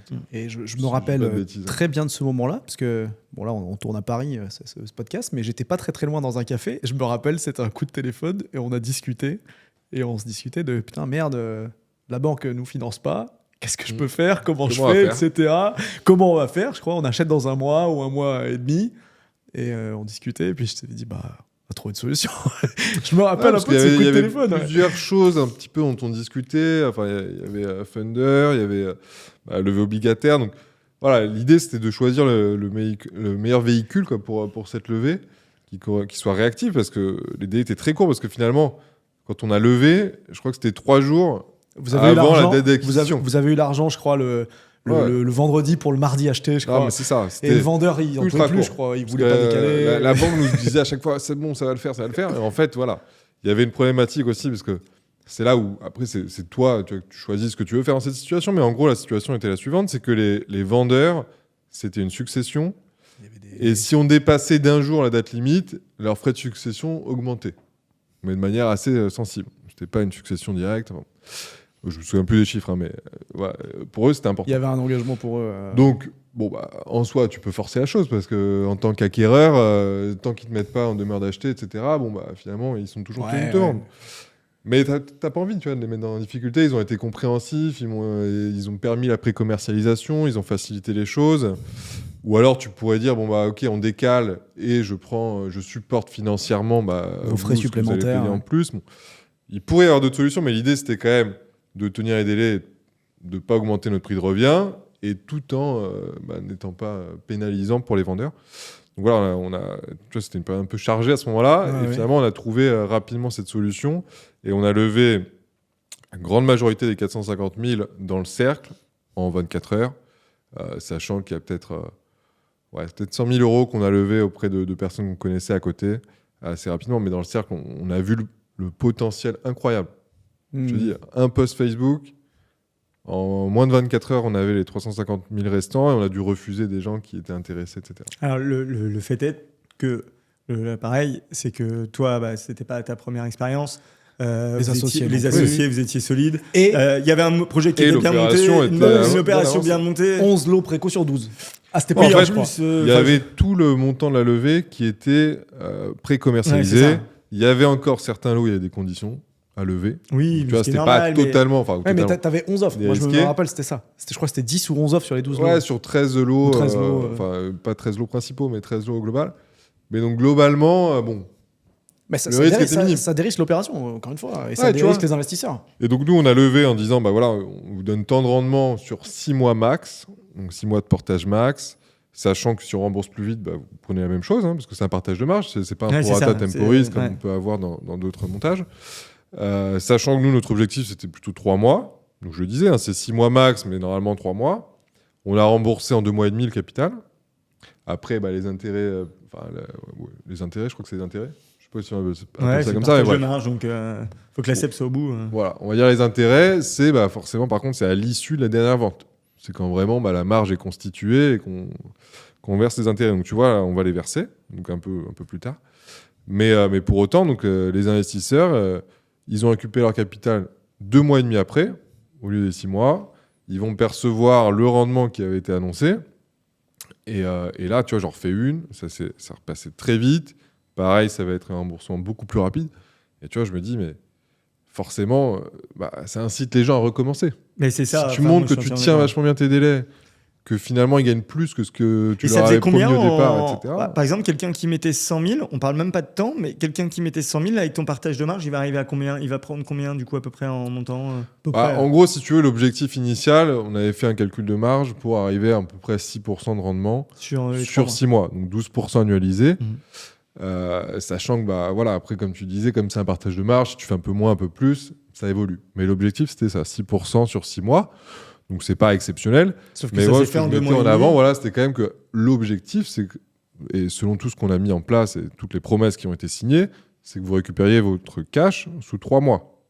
Donc là, c'est un peu bizarre à parler de rendement annualisé, mais ça fait 24% annualisé si tu arrives tous les 3 mois à refaire pareil. Donc, ce qui est difficile, mais c'est difficile d'enchaîner exactement sur les dates. Moi, je sais que j'ai toujours une poche de cash que j'investis dans plein de trucs du et en fait, cette poche, j'arrive à faire tourner toute l'année, du coup, parce que t'as toujours un peu de battement. T'as un battement de 2 mois à chaque fois, mais tu peux faire des allers-retours sur 4-5 mois et aller faire 2 allers-retours et demi, on va dire, sur ta poche de cash à 6%, à 6% ou 7 sur la lande. bah, t'as quand même fait un 15, entre 15 et 20%. Quoi, tu vois, comment ça se passe. Et en plus, en investissant sur des projets sympas. Ouais, c'est ça. On est dans les gens. Il y en a peut-être des gens qui écoutent, là, parce qu'on avait déjà eu les retours dans des discussions, que c'était des taux de rendement qui étaient plutôt élevés. Des montants qui peuvent être élevés ou qui peuvent paraître élevés. On se dit, oh, bah, attends, mais moi, si je peux lever à 10 ou à 8, ouais, mais il faut comprendre aussi qu'on lève entre marchands, souvent. Ouais. Et donc, nous, on est capable potentiellement de générer des opportunités avec en fait, notre taux de rendement sur les fonds propres, il peut être bien supérieur à ça. Donc, si on place ces fonds, c'est qu'on est entre des opérations. Et entre marchands, on sait ce qu'on peut gagner et il faut jouer le jeu en fait. Il faut que ce soit intéressant pour tout le monde. En fait. La discussion Ah bah, il y a peu de temps, ouais. tu vois, voilà, on dérive un peu de ton parcours, mais on a eu la discussion il y a peu de temps sur un moment, moi, si je dois aller poser 100 000 euros pour 3 mois ou 4 mois ou 5 mois ou 6 mois, aujourd'hui à 5%, je le fais pas. Je le fais plus. Pourquoi ? Parce que je me dis, bah, c'est pas assez par rapport au fait de débloquer les fonds. T'as des frais de virement, enfin, c'est con ce que je dis. Tu loupes peut-être une opportunité qui va arriver qui sera peut-être meilleure pour toi, enfin ton coût d'opportunité. Et aujourd'hui, voilà, je me dis qu'il doit y avoir un frais fixe minimum. D'ailleurs, on va pas en parler là, mais vu qu'on n'était pas tous d'accord, et si en commentaire vous savez nous dire à combien vous seriez prêt à mettre de l'argent sur un deal comme celui-là sur 6 mois. Quel serait le bon pourcentage ? Ne mettez pas 40%, bien sûr, celui-là il est bon, mais personne ne pourra vous le payer. Non, mais quelque chose qui est réaliste, en ouais, commentaire, voilà, quelque chose de réaliste en disant et ce que vous pensez là de cette discussion sur cette partie-là, parce que c'est important pour nous faire progresser et surtout qu'à l'avenir, on a envie d'ouvrir la porte à d'autres investisseurs, donc ça va nous permettre de savoir voilà, l'audience, à combien vous êtes prêt à investir. Mais, donc en tout cas, t'as pas eu de problème. Du coup, c'est allé vite, mais avec des dossiers bien montés, on répète. Voilà. Non, mais moi, c'est la d'abord clé. la personne et le dossier, quoi. Parce que je dis en 24 heures, mais je veux dire, je suis pas le seul. Enfin, je pense qu'à l'époque, ça faisait partie des premiers dossiers, mais depuis, il y a pas mal de marchands du cercle, etc., qui ont fait des levées. Et on voit que selon les dossiers, bah, il y a un engouement plus ou moins important. C'est ça. Nous, ce qui a très bien marché à l'époque et ce qui pour moi remarche très bien là, actuellement, c'est que c'est des dossiers sur les temps de portage courts, donc qui vont vraiment s'adresser finalement à des marchands qui ont de la trésor et qui l'ont pas déjà qui ne prévoient pas de l'utiliser sur une opération qu'ils ont déjà dans le pipe. Parce que finalement, en 6 mois, même si tu trouves une opération le lendemain, c'est dur. Bah, en général, ton cash, tu vas en avoir besoin dans 6 mois ou dans 5-6 mois. Donc, une immobilisation de 6 mois, je trouve que ça s'y prête très bien. Et en plus, avec une opération qui est dérisquée, donc qui permet de, en quelque sorte, de presque garantir le montant des intérêts et surtout la date de retour du capital, quoi. Donc, c'est ça qui fait que ça marche bien.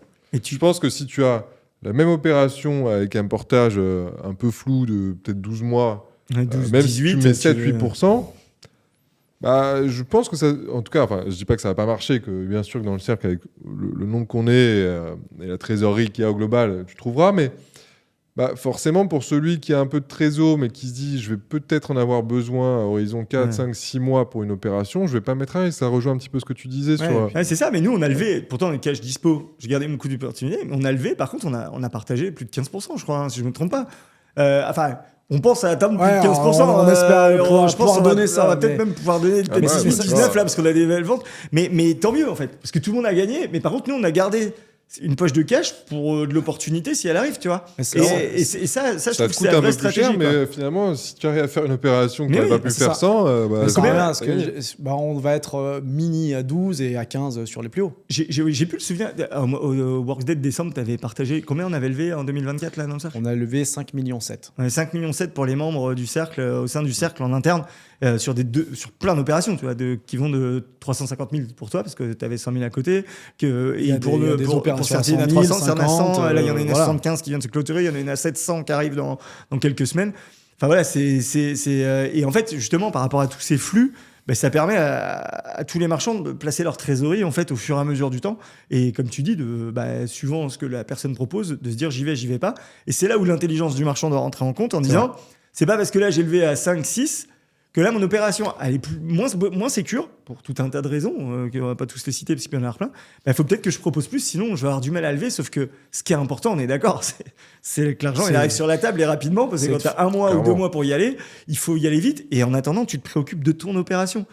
Et ça, c'est important. Enfin, je veux dire, moi, aujourd'hui, on me dirait, tes opérations, bien sûr, il faut qu'elles tournent dans le bilan, mais tu lèves toutes tes opérations à 10% sans te poser de questions. Où tu vas voir la banque avec 20% de fonds propres et 8% ou 7%, suivant le rebord global que ça te coûte avec les frais de dossier. Enfin, je pense que tous les trois, on serait d'accord pour dire je lève tout le temps un 10, non ? Bah, moi, je suis d'accord. Ouais. Après, on peut essayer toujours Ouais, de non, gratter. Non, mais en tout cas, mais- c'est sûr que après, c'est toujours pareil. Une fois que tu as une donnée d'entrée, bah, tu fais avec. Oui. Mais clairement, oui, si t'as pas tous les soucis qui vont avec et que tu sais que tu les as, Du coup, tu te concentres que sur l'OP, t'as pas de Bien stress sûr. Enfin, tu fais quand même ton dossier parce que les bien sûr que investisseurs faire un ou font. deux points de marge dans ces T'as nous, on cas-là, passe au club deal, tu mais, peux l'accepter. Quand même. Ouais, en fait, c'est ça. En je suis fait, d'accord. t'es clairement pas à 1 ou 2% près quand t'as tout un stress qui t'est enlevé sur une opération. Bah, Alors, quand t'en as alors, qu'une. je pense que tu dis ça à quelqu'un qui débute. Ouais, voilà, c'est ça. non. Quand t'en as qu'une, non. T'es à 1 ou 2% Ouais, c'est près. vrai, c'est Mais vrai. mais justement, Non, mais je c'est pense vrai. que c'est souvent un problème qu'on rencontre, que j'ai vécu et que je vois aussi parmi les Bah, il y a eu jeunes un membre membres. qui a eu du mal à lever au début parce qu'il a voulu taper bas parce que c'est sa première OP et tout. Et on lui a dit, mais tu sais, t'es tout seul, tu l'as fait tout seul, t'es en cash burn derrière s'il se passe quoi que ce soit. C'est pas possible. Donc, si on lève, alors du coup, on t'aidera jusqu'au bout. Parce qu'après, tu deviens associé avec UNICEF, tu peux remettre, etc., pour que l'opération, elle continue. Mais tu es obligé de donner plus parce que fondamentalement, c'est plus risqué. Du coup, sinon, ça va Ouais. faire peur. Ouais, Donc c'est il sûr. faut vraiment adapter à ça. Et c'est vrai que moi j'ai vu plein de trucs arriver avec tout ce qui pullule en marchand de biens où voilà, les gens proposent des rendements divers et variés suivant leurs produits. Mais je me dis, mince, tu connais pas l'investisseur, tu connais pas le porteur, Le pardon. porteur de projet. Tu connais pas son cash derrière, tu sais pas vraiment le background qu'il a. Tu t'es pas vu parce compliqué, que nous hein. on se voit tout le temps, on se voit 4 fois par an. Donc forcément, tu sais si la personne a la tête sur les épaules ou pas quoi. Tu te dis c'est ok ou c'est pas ok. Et forcément, je pense que c'est ce qui aide aujourd'hui nous à lever plus facilement. En tout cas. Oui, parce qu'en plus, on C'est sûr. voit les opérations. Encore là, tes opérations, on est allé les voir.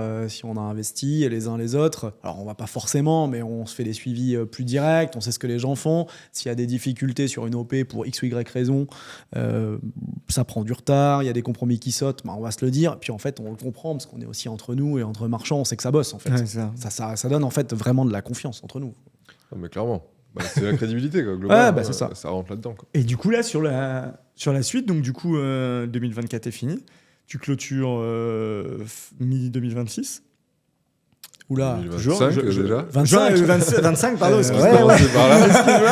Un coup dans le Et, futur. comment tu t'es fixé des objectifs. Alors là, 2025, j'ai envie de te dire, tu vas finir ton année, mais tu t'es fixé des objectifs, une stratégie sur la suite de ce que tu souhaites, comment tu souhaites, combien tu te payes, est-ce que tu te payes déjà, combien tu te payes, combien tu souhaiterais te payer, est-ce que tu es plutôt dans une stratégie de consolidation de fonds propres, quelle est ta stratégie là sur la suite, parce que c'est intéressant en fait de comprendre Ouais, bien sûr. un marchand maintenant qui tu a fais, 3 ans, qui a levé, Ouais, qui a non, compris c'est que sûr tu peux aller sur réfléchis plus à la gros. suite.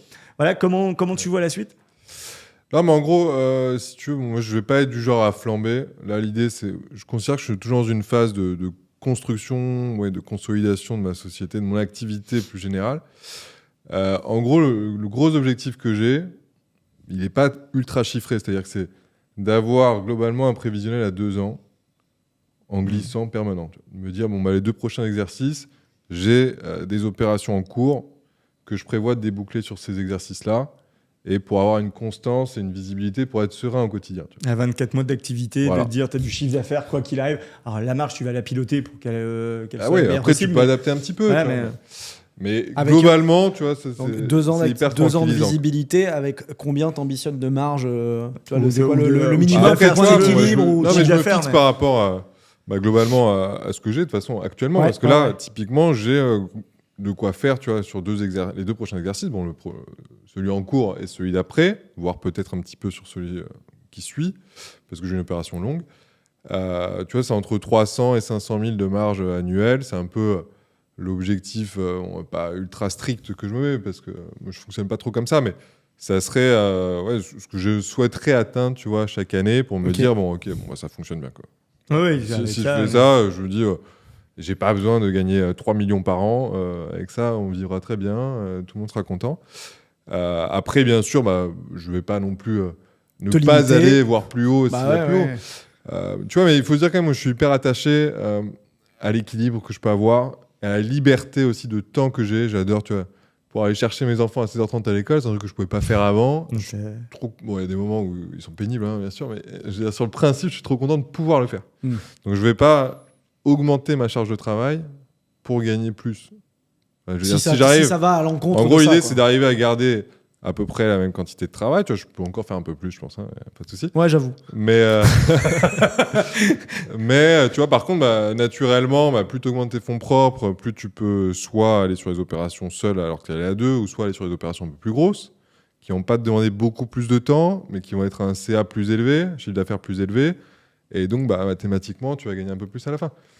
Donc, pourquoi pas potentiellement ça, tu vois. Après, il y a des opportunités qui pourraient se présenter pour changer un petit peu de secteur. Enfin, je vais dire de secteur d'activité, non, mais je sais pas, pourquoi pas aller faire un projet dans le luxe.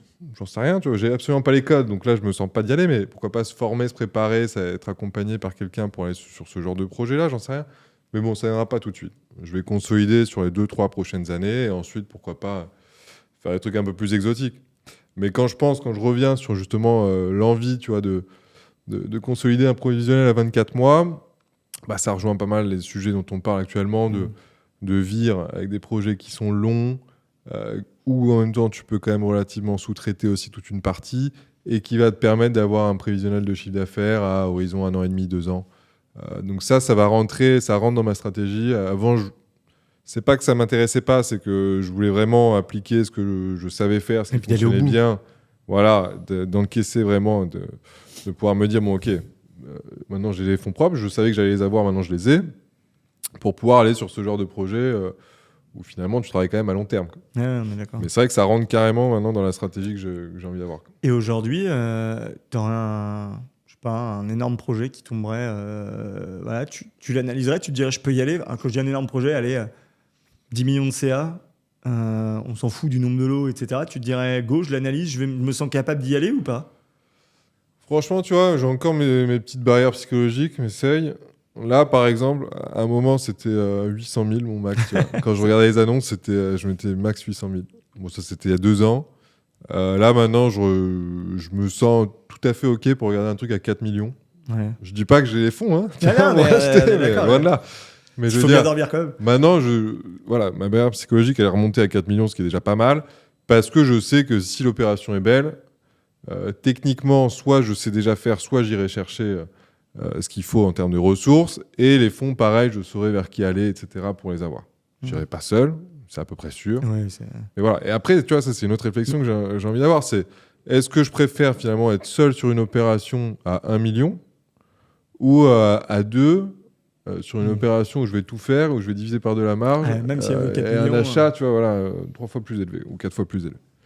Ça, c'est une vraie réflexion aussi à avoir. Moi, finalement, je me rends compte aussi, tu vois, c'est toujours pareil. Plus tu avances, plus tu réfléchis un peu sur toi-même, plus tu te comprends. Et bon, ça fait un moment que je sais maintenant, mais ça s'affine. C'est que j'aime bien quand même être tout seul aux manettes. J'ai adoré l'association. Je trouve que c'est formidable. Ça a été un super vecteur de progression. Et ça m'a permis de faire des choses que je ne pouvais pas faire. Mais j'ai aussi vécu des associations, enfin, une en particulier où ça ne s'est pas très, très bien passé. Et c'est pour ça que je trouve que c'est hyper important de bien choisir son associé. Donc, qui répondent bien sûr aux critères que tu as cherchés, que ce soit de l'expérience ou du financement, mais aussi avec qui tu vois que ça fit bien, tu as un bon contact humain et tu as une même façon de penser.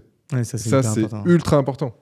Ouais, pour parce moi, que quand tu n'as pas la même façon de penser, très galère. Faut que tu veuilles aller au même endroit, parce que s'il y en a un puis, qui va aller là, à qui peu va près aller là, par le même chemin, quoi. Ouais, c'est ça. Il y a un moment où je suis entièrement d'accord. Donc bref, je suis assez bien tout seul. Pour autant, je sais que je me réassocierai sur les associations, enfin sur des opérations, pardon.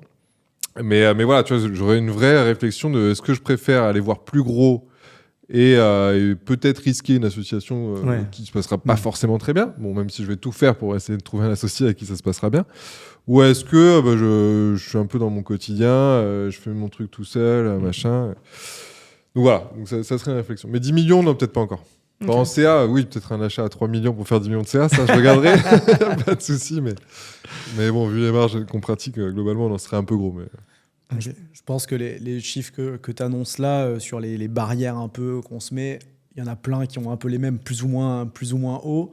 Et je reviens aussi à ce qu'on se disait sur les objectifs, etc. C'est ce qu'on fait quand on fait l'entrée dans le cercle, de se définir un peu ses barrières, ses ambitions en termes de marge, de fonds propres au démarrage, etc. Le fait que tu aies un profil, à mon avis, en G, tu as bien cadré les choses, tu as bien calculé, etc. Et pareil, encore maintenant, tu réfléchis sur la suite, en fait. C'est quoi la suite, la next step, mais avec des chiffres bien posés. Et je pense que c'est important de le faire, de réfléchir très clairement, de façon posée sur des chiffres, sur des barrières qu'on a, sur le niveau de fonds propres qu'on va avoir, qu'on va aller chercher, etc. Je sais pas si c'est mon côté ingé, mais je réfléchis exactement de la même manière. Oui, moi non plus, je suis pas ingé, je réfléchis comme ça. Il y a des gens qui pas du tout, c'est ok, très, tu vois, très c'est ok, analytique, il y a ça, cartésien. J'ai besoin de visibilité aussi, de stratégie de visibilité. Ouais, mais je pense qu'aussi, c'est parce que tu vois, quand ça se met en place, t'as pas le choix. Ouais. T'as pas le choix parce que tu sais que c'est un peu l'inconvénient de notre métier, c'est que si t'es pas attaché à ton prévisionnel, tu peux très vite te retrouver avec plus de trésor, quoi. Oui. Donc, si tu veux un peu durer, si tu te vois durer, de toute façon, t'as pas le choix. Après, en effet, il y en a qui iront spontanément, d'autres par la force des choses, etc. Mais t'es obligé de réfléchir un petit peu à horizon 2 ans minimum, quoi. Enfin, minimum 1 an et idéalement 2-3 ans, je pense. Dès que tu as des opérations, ouais. Mais oui.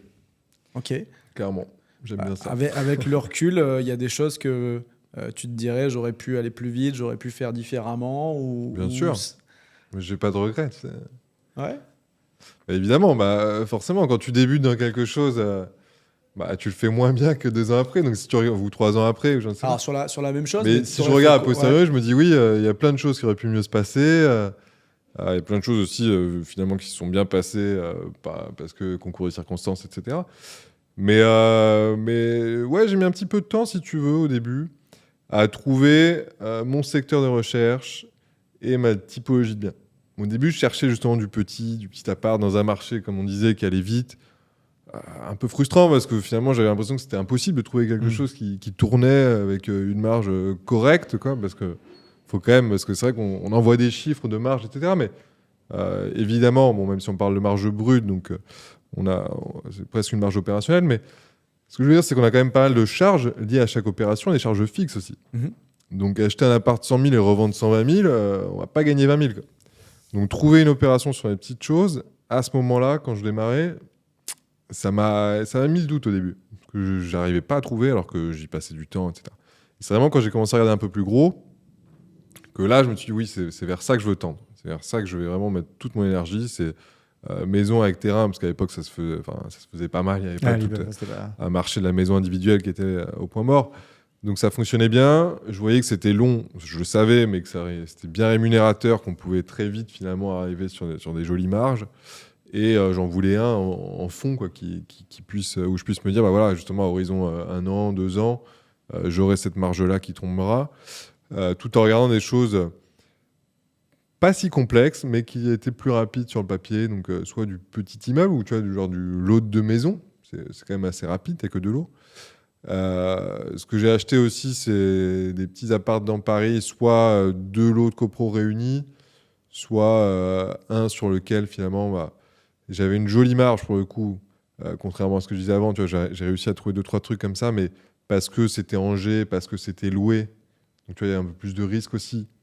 Mais j'arrivais à dérisquer avant d'acheter en échangeant beaucoup avec le locataire, soit en faisant une proposition, soit en trouvant un moyen de délivrer un congé rapidement parce que typiquement le bien était Angers, on arrivait en fin de bail, donc on pouvait utiliser sur pas mal des leviers. Donc ça permettait d'avoir une marge correcte pour un bien de cette typologie, c'est-à-dire un appartement dans Paris. Ouais, sec, comme ça. Sans gros réseau, tu vois, c'est aussi ça, parce que je pense qu'il y a des très belles opérations à faire à Paris, il n'y a pas de souci. Mais quand tu n'as pas de réseau, c'est pas simple. Et bref, il y avait quand même un peu de risque lié à ça. J'essayais de dérisquer au maximum, mais il y avait un peu de risque. Alors que j'étais beaucoup plus confort sur des projets un peu plus gros, quoi. Ouais, t'as trouvé ce qui te convenait bien, quoi. Parce qu'au lieu de partir de 21 et de me dire il faut pas que je descende en dessous de 15% de marge, tu vois, je partais à 35, grosse maille. Parfois, je me disais ah, mais peut-être moyen d'aller à 40. Ah non, finalement, ce sera plutôt 30. Je me suis un peu planté là. Mais quand on te répète beaucoup au début qu'il faut essayer de travailler à 20%, si tu pars de plus haut, tu es vachement plus confortable dans tes décisions et tu prends des meilleures décisions. C'est souvent ça aussi. Moi, c'est clairement ce que je pense. C'est plus tu arrives à te donner un petit peu de marge de manœuvre en amont, mieux tu vas finalement piloter ton opération parce que tu prends les bonnes décisions et pas sous pression financière. Mais c'est ça, en fait. Les opérations, souvent, qui sont mal menées depuis le début, les mauvaises décisions s'enchaînent parce qu'il y a un problème financier, en fait. Et c'était pareil, nous, à l'époque, même à l'époque, quand je débutais, quand je bossais chez Bouygues, les chantiers qui ne gagnaient pas d'argent, de base, mais on a envie de te dire, tu t'en fous, t'as perdu de l'argent. C'est acté dès le début, de toute façon, tu n'y peux rien, le chantier, il faut bien le sortir. Mais en fait, ces chantiers-là, c'est passé mal. Parce qu'en fait, il n'y a que des mauvaises décisions pour essayer de rattraper. Et puis, c'est pas possible, en fait. Il y a un moment, il y a un marché, il y a une façon de fonctionner, il y a des dépenses. Tu peux pas demander à un mec de. Je vois les mecs qui ont des OP, ça passe pas. Du coup, le coût travaux qui est à, j'en sais rien, 1003, il faut qu'on arrive à 1000. Bah non, tu peux pas passer à 1000, un coût qui est à 1003, c'est pas possible, en fait. Hormis prendre des boîtes de merde qui vont déposer le bilan et qui vont, à l'inverse, te planter l'opération et t'empêcher d'avoir une DO ou un truc comme ça, tu vois. C'est le genre de truc qui peut t'arriver. Il faut faire gaffe, en fait. Faut faire gaffe parce que les opérations où on va aller trop loin, on fait pire, en fait. Donc, faut vraiment faire attention à ça. C'est vrai que si tu peux pas assumer les petits aléas, etc., tu vas te forcer parce que tu es déjà engagé potentiellement à continuer. Surtout si tu n'as pas d'opération ou que c'est ta première ou que tu veux y aller quand même. Et il faut faire gaffe à ça. C'est vrai que t'as raison, en fait, c'est un apprentissage, quoi, mais au début, c'est un peu le risque, quoi. Surtout au début. Et du coup, une des dernières questions, si tu avais un conseil à donner à un jeune marchand ou en tout cas quelqu'un qui veut se lancer, les 3 erreurs à pas commettre ou les 3 choses qu'il faut absolument faire pour bien y arriver, tu lui dirais quoi? J'ai pas la prétention de pouvoir lister 3 erreurs à éviter. Avec ta grande expérience, Lambert, vas-y. Mais globalement, par rapport à ton parcours. Ce que je vois, c'est que c'est quand même une activité qui semble hyper belle et qui est hyper belle. Hein. Moi, j'adore ça, etc. Mais quand même qui comporte pas mal de risques. On en a parlé, il y a des risques liés à la fiscalité. Mine de rien, si tu n'as pas les connaissances, les compétences en te lançant sur une opération où tu vas potentiellement basculer sur des jeux de TVA ou même la gestion de l'impôt sur les sociétés, parce que finalement, tu peux être amené à payer l'IS de l'impôt sur les sociétés avant même d'avoir encaissé ta marge sur une opération. Bref, il y a ce genre de choses. Il y a la gestion de la trésorerie, on en parle depuis tout à l'heure, mais ça aussi, si tu n'as aucune notion d'entrepreneuriat ou du moins de gestion de trésorerie, tu peux très vite te retrouver avec tout ce qu'on a dit, l'impôt sur les sociétés, le fait qu'il y ait des revenus qui ne soient pas récurrents, le fait que aussi, si tu te plantes sur une opération, ça peut être très compliqué. Il y a aussi tout ce qui va être problématique technique, que ce soit de gestion de travaux, d'urbanisme, parce que mine de rien, si tu n'as pas de compétences, de connaissances en tout cas en urbanisme suffisantes, déjà il y a des opérations que tu ne vas pas faire, parce que tu pensais que ce n'était pas possible alors que ça aurait pu être possible. Tu vas aussi partir sur des choses où derrière tu peux te faire rattraper.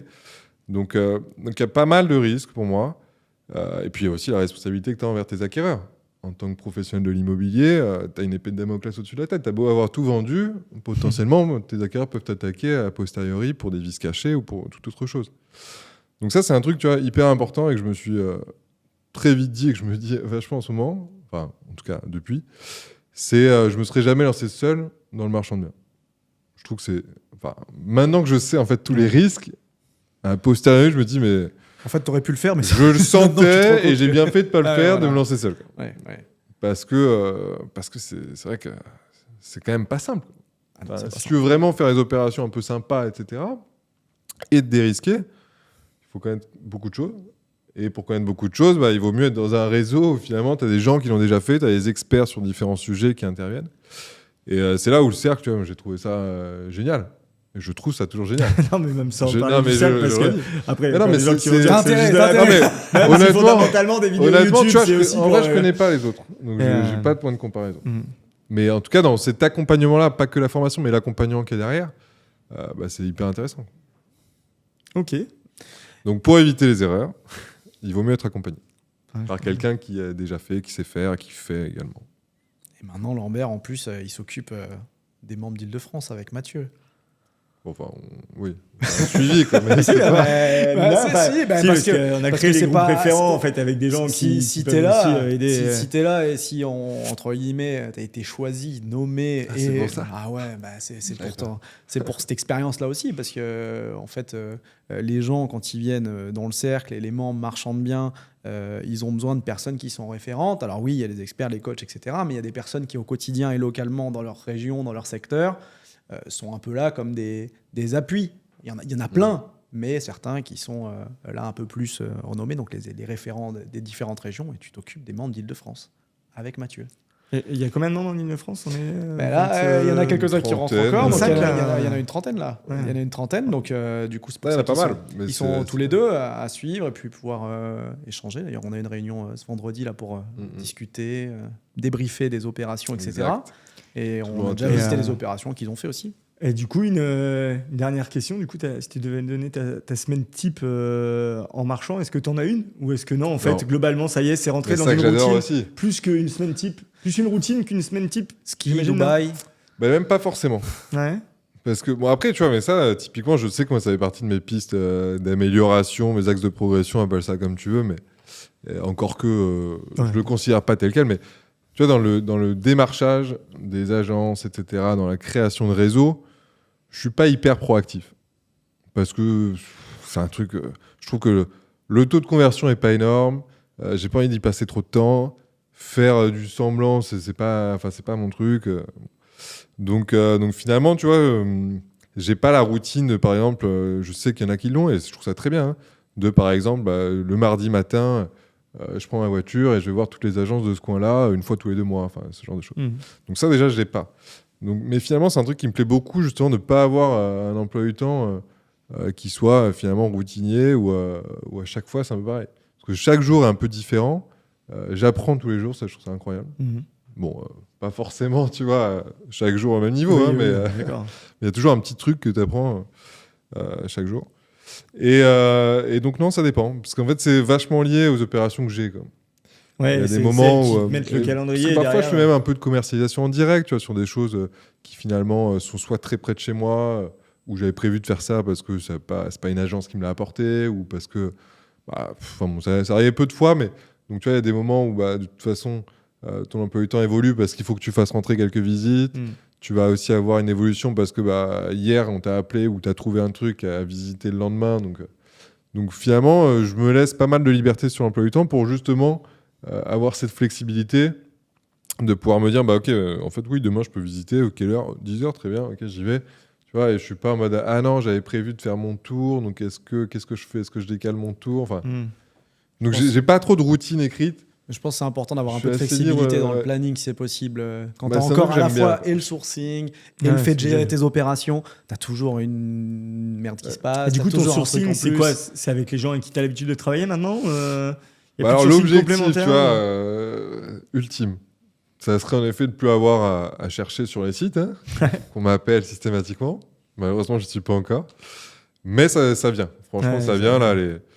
Sur les 3 dernières opérations, voire les 4 dernières opérations, non, les 3 dernières, c'est du off, pur. Et la 4e auquel je pensais, c'est un peu différent, parce que c'était une prise de contact de ma part, tu vois, pour visiter un premier appartement d'un immeuble où ils se vendaient plusieurs appartements, et finalement, on m'a renvoyé sur le 2e. Bon, c'est pas vraiment du off. Mais donc, non, moi, je travaille beaucoup avec des alertes. Avec des alertes que j'ai affinées, bien calibrées avec le temps, qui fonctionnent bien. Je suis capable, tu vois, de trier très vite, en gros, ce que je pense être un potentiel ou pas. Bon, il y a du déchet, hein, sans doute que... Oui, Déjà, il y a du déchet parce qu'il y a des trucs qui sortent et qui sont vraiment pas intéressants. Et peut-être que je passe à côté de trucs qui, plus creusés, pourraient l'être. Mais bon, ça fonctionne bien comme je fais Ouais, t'as déjà actuellement. des opérations comme ça, donc c'est ok. Et, en et fait. voilà, et donc en fait, si tu veux, en peu de temps, chaque jour, je vois s'il y a un truc qui me semble intéressant ou pas. Mais du coup, je passe pas des heures à scroller le bon coin. Enfin, après, il y a des semaines où je vois rien qui m'intéresse, quoi. Ouais, on est d'accord. À l'époque, à mes débuts, ça me stressait. Alors, t'as un mois où tu vois rien qui sent bien, tu fais panique. Bon, maintenant, étant donné que je suis occupé à autre chose, ça va. Mais tu sais que l'expérience de tout ça, parce que moi j'ai commencé avec vous tous, au démarrage, etc. Et c'est vraiment pour ça qu'aujourd'hui, on onboard pour les 6 premiers mois, on est hyper présent, parce qu'on se rend compte que la clé, elle est souvent là, dans ces 6 premiers mois où il faut casser les barrières, faut rassurer, être rassurant, faut continuer à motiver pour pas perdre le feu, en fait. Et puis après, faut trouver la première, la deuxième, et sa stratégie, celle qui te correspond. Ouais. Et on peut pas mettre une méthode à quelqu'un et dire c'est comme ça. Alors, un mécanisme peut-être, une méthode aussi, mais pas sur un produit. Ça dépend de ton C'est marché, ça. de toi, ce que tu es, de ta mesure du risque et tout. Et petit à petit, tu dois trouver par rapport à ce que tu vois, par rapport à ce que tu ressens, comme tu as dit tout à l'heure, et petit à petit y aller. Et je pense que 6 à 12 premiers mois sont primordiaux pour pas arrêter, en fait, ou pour pas se démoraliser, etc. Et quand on s'est loupé là-dedans, il faut presque retourner au début pour reprendre tu vois, la base et se dire, bon, je me suis peut-être trompé, qu'est-ce que j'ai loupé, et je dois recommencer, quoi. Ouais, c'est possible. Donc voilà comment ça se passe. Écoute, j'espère qu'avec le temps, encore une fois, je fais pas grand-chose parce que je suis pas proactif là-dessus, mais qu'on m'appellera de plus en plus. Mais en fait, si vous voulez l'appeler, on va mettre ses coordonnées. On va mettre son numéro de téléphone, en de rendement, long jumeau, vous pouvez, tout ce qui se passe autour. Vous pouvez, il n'y a pas de souci, mais c'est vrai qu'on en parlait avec Ben il n'y a pas longtemps, et moi ce que je disais, c'est que souvent, finalement, c'est en ayant une opération à un endroit, là, pour le coup, j'ai aucun souci, et je le fais avec plaisir, de créer un réseau autour de cet endroit, et de consolider les premières relations, etc. Mais c'est vrai que j'avais essayé à un moment d'aller de me dire, tiens, ce secteur a l'air intéressant, je vais faire le tour des agences, etc. Tant que j'ai rien de concret, j'ai du mal à me forcer à rappeler, etc. Mais bon, ça c'est moi. Hein, je pense que je gagnerais à le faire, mais voilà, j'ai pas le temps à y consacrer. Du coup, toi qui veux être seul, pas l'envie. Pas de volonté à embaucher, à grossir. C'est vrai que ça rejoint un peu la discussion qu'on avait avant. Ouais. Et non, c'est pas du tout mon ambition. Okay. Je sais que ma boîte ne vaudra jamais rien pour une potentielle revente et qu'elle dépend que de moi. Ça me va très bien. Peut-être quand même que à voir, mais je ferme pas l'idée à, par exemple, à sous-traiter quelques parties. Donc, que ce soit des réseaux sociaux, tu vois, par exemple sur LinkedIn, je suis pas du tout présent, alors que je pense qu'il peut y avoir des belles retombées. Mais pareil, je sais pas trop faire, j'ai pas très envie de le faire. Enfin, bon, voilà. Encore un axe de progression. Puis bon, d'autres choses. Bref, mais je pense que ce serait plus sous forme de sous-traitance ou en prenant un alternant. Mais bon, c'est-à-dire quand même qu'il faut le former, qu'il reste pas très longtemps, etc. Il faut un bureau, il faut que... Voilà, donc plutôt sous-traité. Tu vois, moi, j'aime bien bosser du café ou de chez moi, dans le salon, donc parfois sur le canapé. Enfin, donc ça demande une structuration différente. C'est pas mon objectif. Moi, j'ai plus, tu vois, dans l'idée éventuellement derrière d'aller m'associer sur des projets qui n'ont rien à voir. Je sais pas, je discutais avec un copain qui a un projet de monter un restaurant. S'il me disait demain, tu veux pas rentrer dans l'équation, en vrai, j'y réfléchirais, parce que ça me plairait bien. Le message est lancé, si t'écoutes. Vous voulez monter un restaurant? Non, mais c'était un copain. Mais enfin bon, donc on verra. Honnêtement, pour l'instant, je me fais pas le plan sur la comète, je fais phase par phase. Mais plutôt tendre vers ça que de me dire, ok, je veux me structurer, je veux embaucher, etc. Ça, c'est sûr. Non, mais je comprends, comme quoi, encore une fois, pareil, il y a plein de modèles. Il y a plein de modèles, il y a des gens qui sont tous différents. Finalement, ça serait renoncer à la liberté que j'ai acquise. Mon point de vue. Hein. Ça va être le titre de la vidéo, ça. Comment ne pas renoncer Comment ok, écoute, je sais pas si Ben, tu avais d'autres questions. Non, on a fait le tour sur pas mal de choses. Vous avez aussi les visites d'opérations, des opérations qu'on a fait avec Lambert. Il y en aura sûrement d'autres parce qu'on y retournera. Merci pour le partage. Je pense qu'on a fait un tour assez large depuis tes débuts jusqu'à... Je pense qu'on pourrait en discuter pendant 3 heures encore. Oui. Mais sur ton évolution, etc. Je trouve que c'est très... en tout cas, moi, je trouve que c'est très cadré, très progressif, pas à pas, etc. J'aime bien.